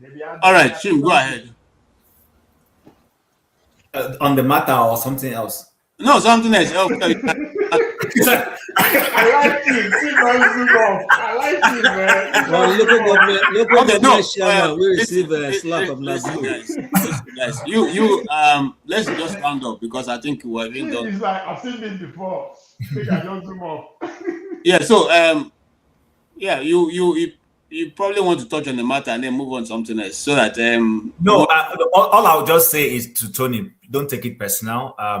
Let it just. I understand the issue of defamation and being accused of what you're not doing. I know how painful it can be, but just let it slide. When next he's on the show and he's back. Mr. Mori, all I want to say is this: like I keep saying, we can disagree. Listen, when it comes to sometimes I've been trying to run away from this platform, but every time I try to run away, something brings me back. Why? Sometimes we take things too personal. Yeah, why? Not necessary. I don't get it. Like I since we started this show, you listen to me, I keep saying it is not about Precious. We're trying to reduce it to Precious, and it's not. We're looking at why our country is not. I mean, Precious didn't give me a fantastic answer when I asked her a question, But it doesn't take away the fact that I know she's making her own contributions. She's doing a fantastic job on her platform. I've been on her platform only once, and we've discussed issues. But that being the case, our country has bigger issues that we need to start looking at how to resolve. It's not something to be personal. I'm starting to learn to even excuse and condone those who are supporting Tinubu. I'm sorry.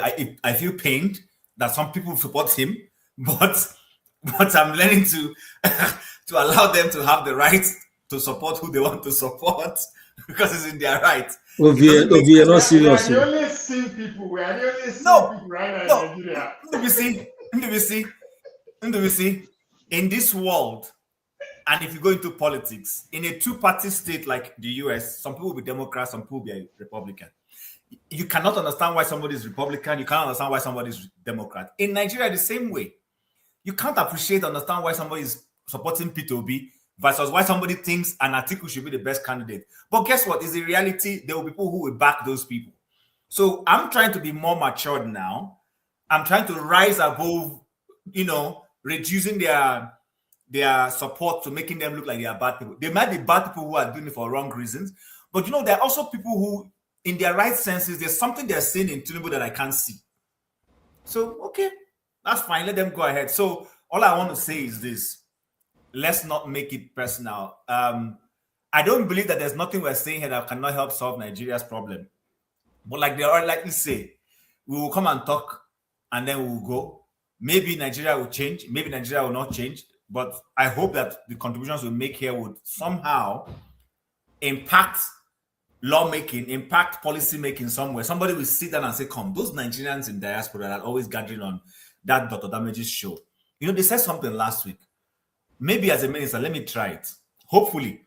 But even if it is not, we will still come in here to talk. But I don't think it's something for us to become enemies. And then if you see somebody on the road, you can't greet them and all that. It's just not necessary. I mean, the world is a large place, So please, let's settle our swords and just discuss. Let's agree to disagree and disagree to agree, whichever one is the correct one. So that's all I just want to say on this matter. So Tony, please, like my village people will say, Takamayo. Okay, Takamayo. I hear you. Thank you. All right, sir. Thank you so much. All right. We should move to our final phase on this. And again, I want Jim to take your, concluding thoughts. You have 3 minutes. It be like saying Bia connection. You want it also do us PDP. Okay. Let's leave Tony. Let's leave. Let's allow that talk. Why you just came in? So let me give you 5 minutes to talk, and then we can move on from there. But you are going to talk for 2 minutes, and then use 3 minutes to do your final rant, and then we'll go from there. Sincerely, part of the reason I joined, I was on the comment section is because of this Mr. Tony and Mr. Morio issue, right? Udubisi thought I was just here to support it. Bro, you don't know my relationship with both of them. The truth is,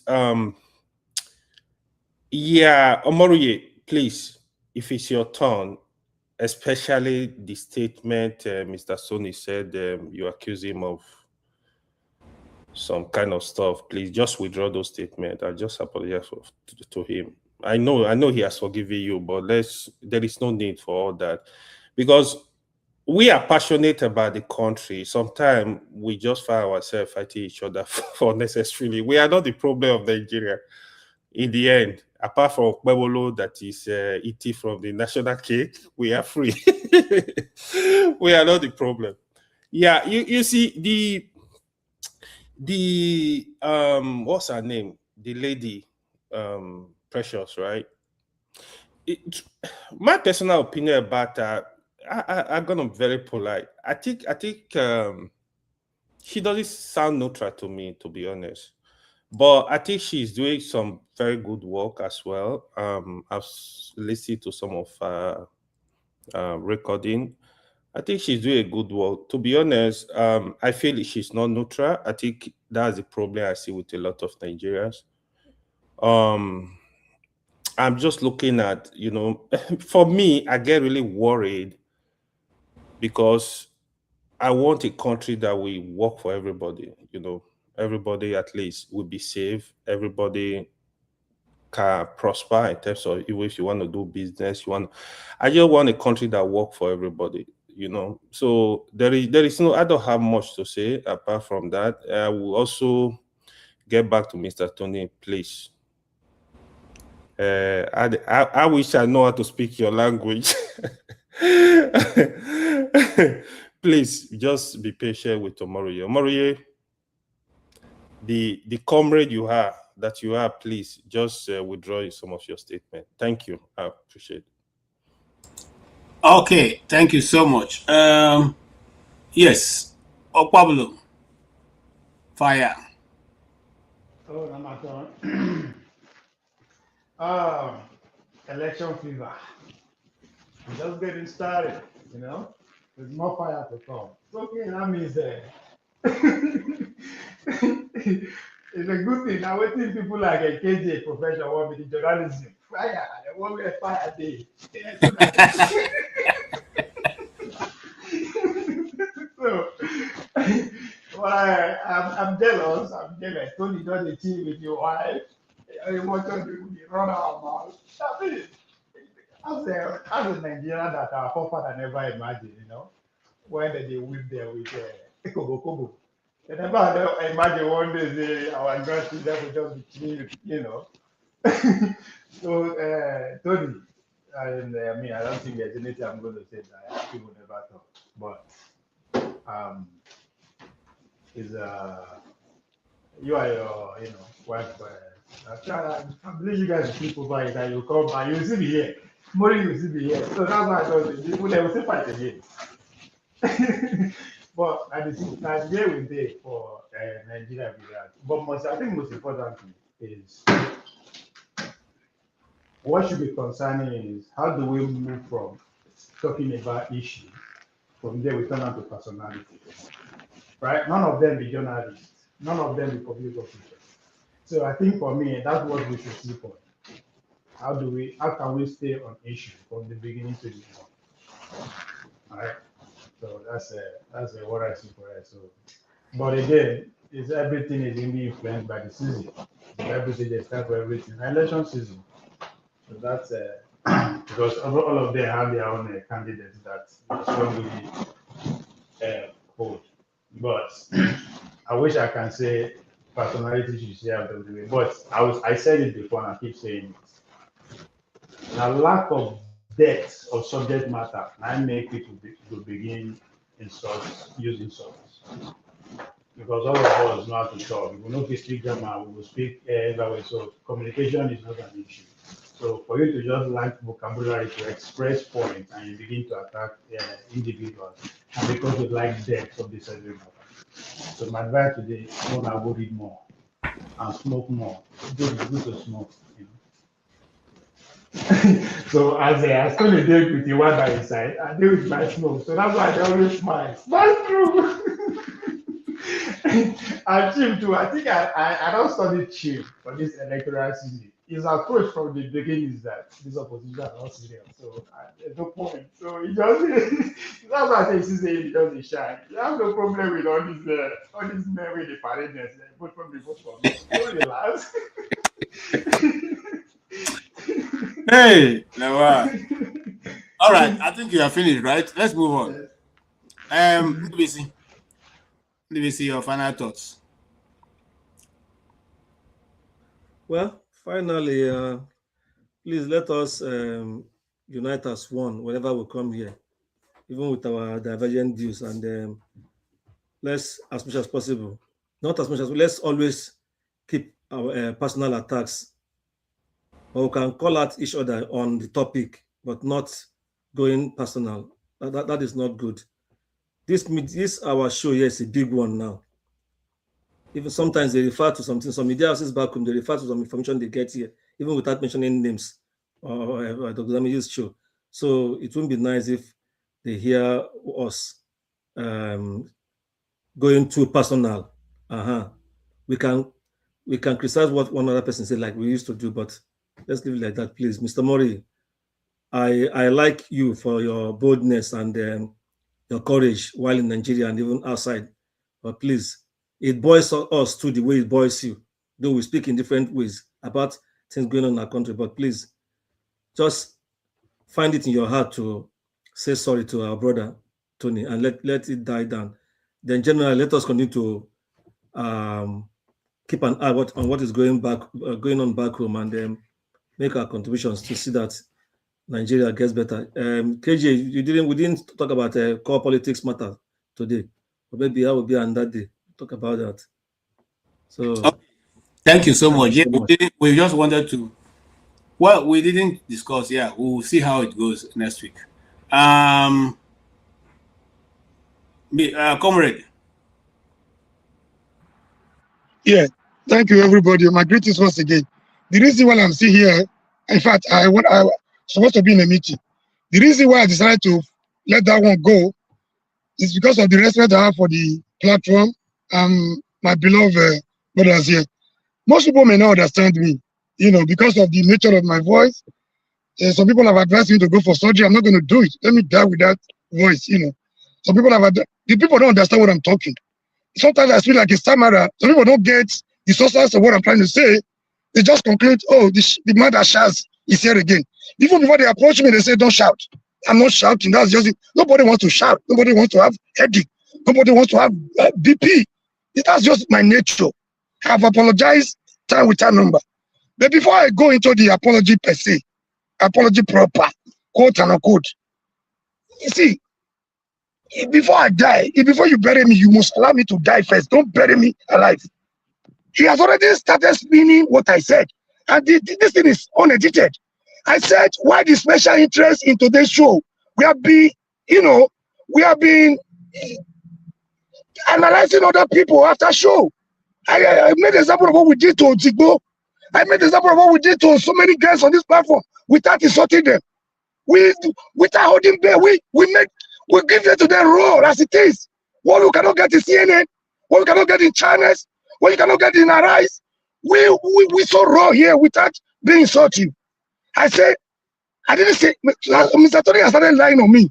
I don't know if it's this lie taken to the court. I said he's having affair. I didn't say affair. I said special interest. Let me land. Please, let me land. This is my apology. I'm coming to the apology. Apology will be the last one. But if you're going to the court, if you're not satisfied with my apology, don't go with lie. Go with the fact. I say special interest. You could be a lawyer. You could be a shareholder in that company. Invested interest means it could mean a lot of things. She could be your relative. You could be a lawyer. The way you're a lawyer, a Ghanaian could even do that for the downtrodden when he was alive. What you have done today, you brought yourself out unnecessarily. I was questioning that interest. You tried to shut me up. The day Precious told me, I know you went to be. When the issue at stake had nothing to do with Obi, Tony was there. You didn't say nothing.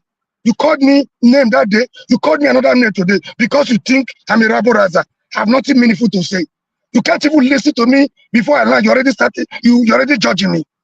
So today now you are here. That already you virtually challenge everybody even before this one. Why Dr. Damages was still in charge? You already started attacking everybody that was not talking the way you wanted to talk about the show, not about the guests, about the profession. That is special interest right there. I didn't say you're having fun or you're having an affair. If you must go to court with facts. And again, you mentioned another thing. I have more respect for poor people than rich men. I've never respected any big man. I never. So no big man can intimidate me. Yeah, I didn't make distinction between contracts for federal and state. Now, to make your case, you try to manufacture a case. This is not Nigeria. Let me tell you. You try to manufacture a case for yourself. You say, I said federal contract.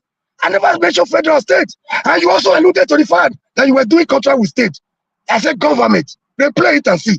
And for those of you that feel I must apologize, apology is not difficult for me. On what ground should I apologize to Tony? For trying to defend Precious when we're not actually attacking Precious. So we should not talk because Tony is close to Precious. I apologize, my foot. To you guys that feel offended, I apologize to you all. Tony, go on with your case. I done the consequence. You don't know who you're talking to. This is not Nigeria. This was how you were taking Showore to court. Okay, on that faithful note, I think I need to cut him off. Listen, and and I'm saying this with due respect to everybody who comes to this platform. If you have a case, please take it somewhere else. This platform belongs to somebody. You guys don't know how difficult it is for us to get guests to come to this platform because of certain ways that you people attack them. And nobody sets up a platform to be the person talking head. Because if I'm the only one talking in this platform, you will not come. Because after a while, I run out of ideas. So you're coming because there are some quality candidates that are coming here, guests that are coming here that you learn from or listen to. So if we run down the platform, then where do we go have that meeting?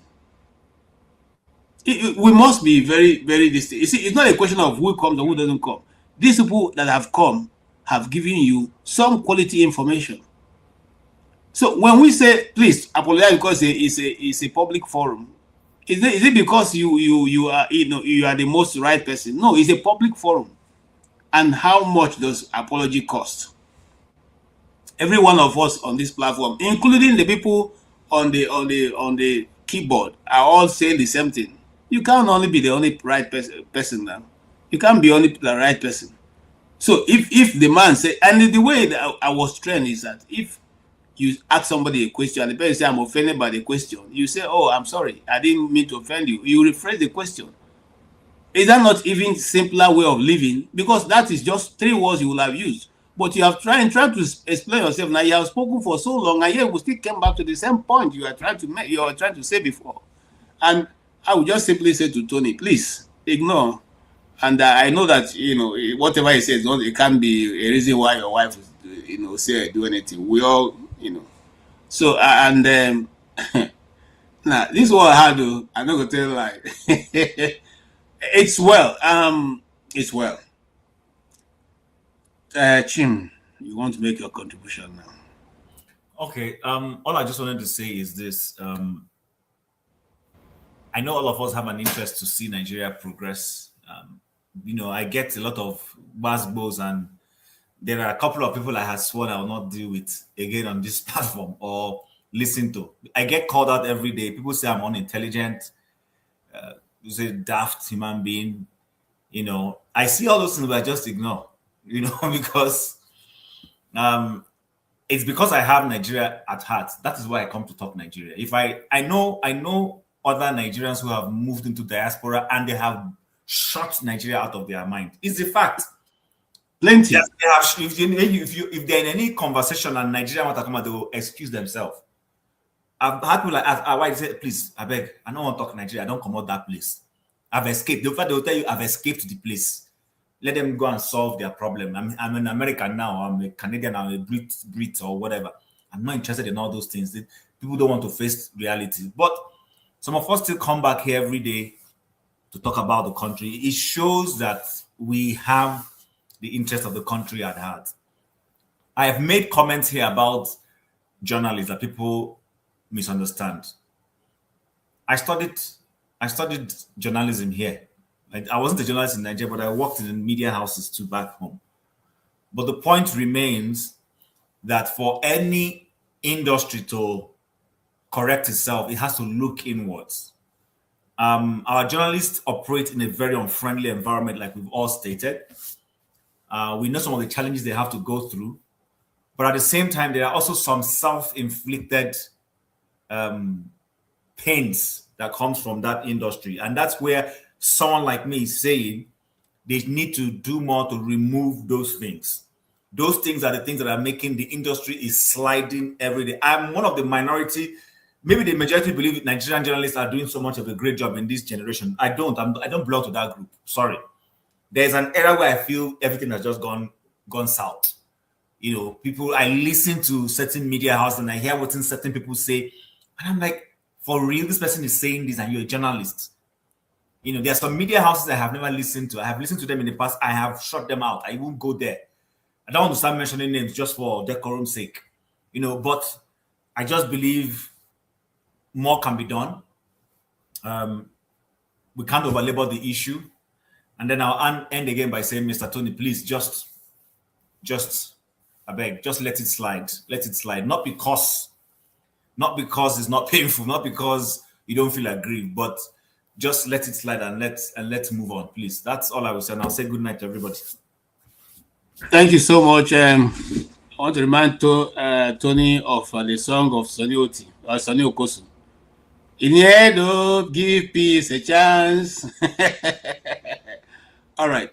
So it's been good. It's been a good time. And Can I say something? You know what? Make I talk before you close. I don't want me to go to something again. No. I mean, come on. My singular wisdom cannot be better than that of the collective wisdom of people in the platform and in the comment section. I've heard. I take what you. I have a large. Sorry, before you go. Yes. The only person what apologizing to here now the person we will know they see. To Mrs. Tony, no mind us. We are just being childish. She dey hear. She dey hear. You don't tell me make I pack my load, make I dey go. And I Madam, play with you. Now play with you. Your apology. Our senior man here. Madam, please. Your apologies please. It's okay. It's okay. I take. I've heard all that you said. I take it. I'm not just saying that he insulted me. It's clear. It's obvious that he did. I have not said anything against this person. So I leave it. I let it go. I let it go. I'm not going to let this thing bother me. You know, a man from what comes out of his mouth.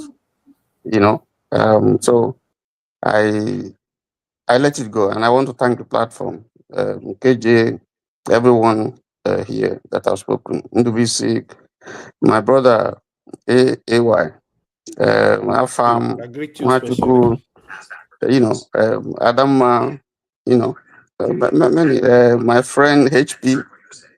Thank you so much, and I think the reason why we come here is because of Nigeria. Otherwise, we have stuff that we, you know, take our time, you know, to do.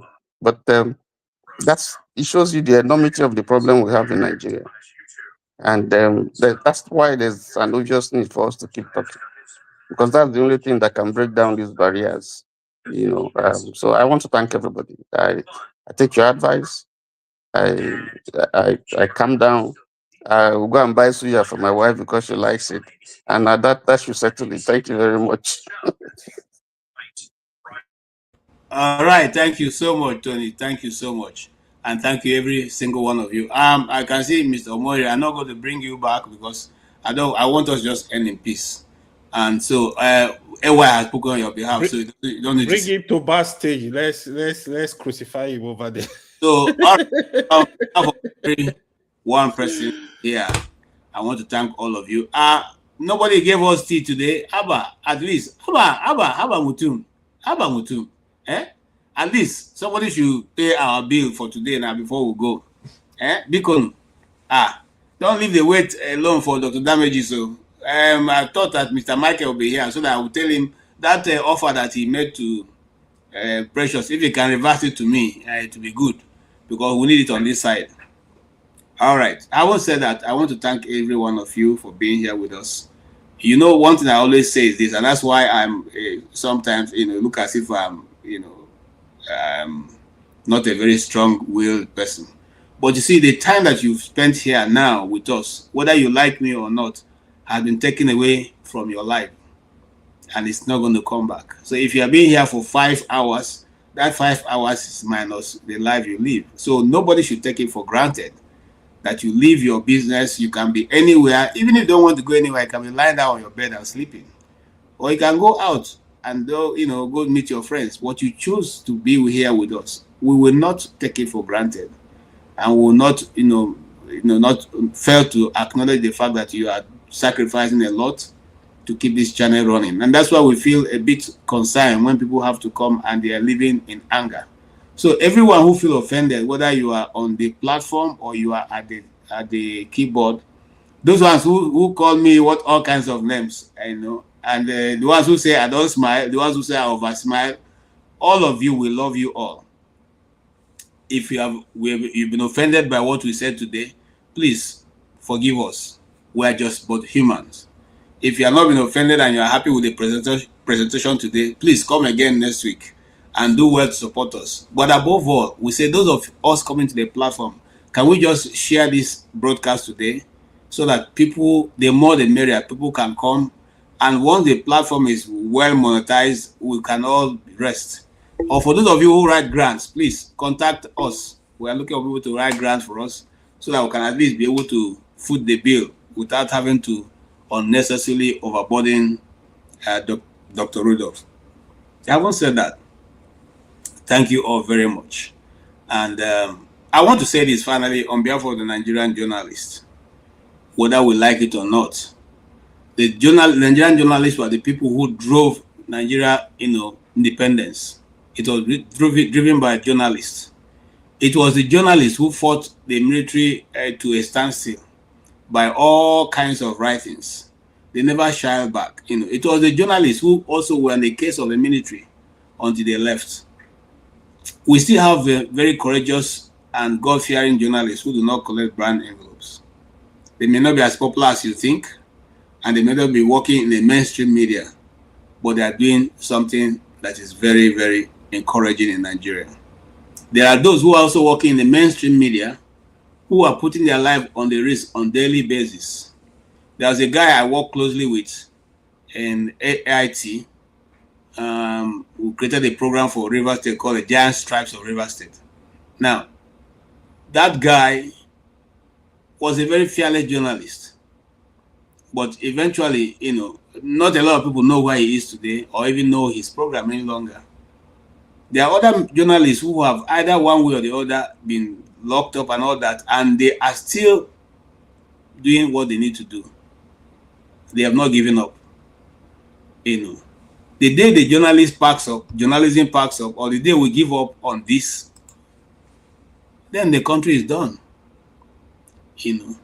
I want to thank Oriako Tokpe, aka Tokpe. Hey, Chineke, look at it. Marama. Anyway, I don't pray for her. I don't pray for her. I say EFCC no go ever catch up, so it's okay. You say you were nowhere. Hey, Oriako, thank you so much. You see what $20 do. Oh yes, so KJ drop a profession sharp. He thought yes, so man. $20. So small thing. And look at the value that is bringing to us. What do you mean? Oh, Brian, that is value can enable. So thank you so much, and Oriako, God bless you, and you've been doing a tremendous job. So I won't forget to say that. Thank you so much. But back to what we are saying. Listen, there was a newspaper called Concord Newspaper. It was powered by Abiola. They are gone. There are other newspapers and serious newspapers that are they are gone. Let me tell you guys, what you don't understand that what is happening to Nigerian journalists, this is my opinion, today, is a deliberate effort from government. It started sliding when the likes of Newswatch became a daily read. I remember being sent almost every Saturday to go and queue to buy Newswatch because he had what was going to happen the next week. But when the government realized the power of the pen, they decided to, decentralize everything. And even when the decentralization brought people like AIT and other very powerful things, it was again threatened and restricted. Just like NBC now is trying as much as possible to hold the journalists not to give their opinion. According to them, you can only ask questions. You cannot, infer into any question. Is that fair? Because the world of journalism is changing. It's no longer when we read in school that a journalist is only there to ask questions. Now you ask questions and you can even give an opinion. But Nigerian Broadcasting Corporation don't want you to give an opinion, just want you to be asking the questions and do not express your opinion. That's not going to work. We are now moving forward. And the social media is not helping matters because social media sometimes is even more accurate. And just like AY said earlier, We're no longer in the days of NTA. You know, and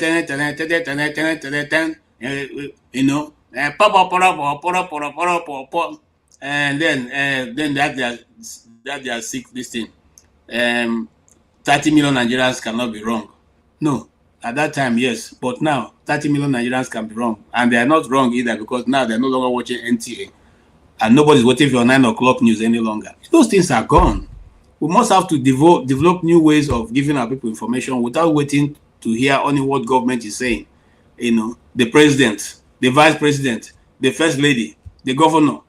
How many places have you gone to and you're hearing news read in that order around the world? Nobody cares where the president is going, except, and if they want to even say that, just is a brief listing and they move on to say what the people are doing. The people are more important.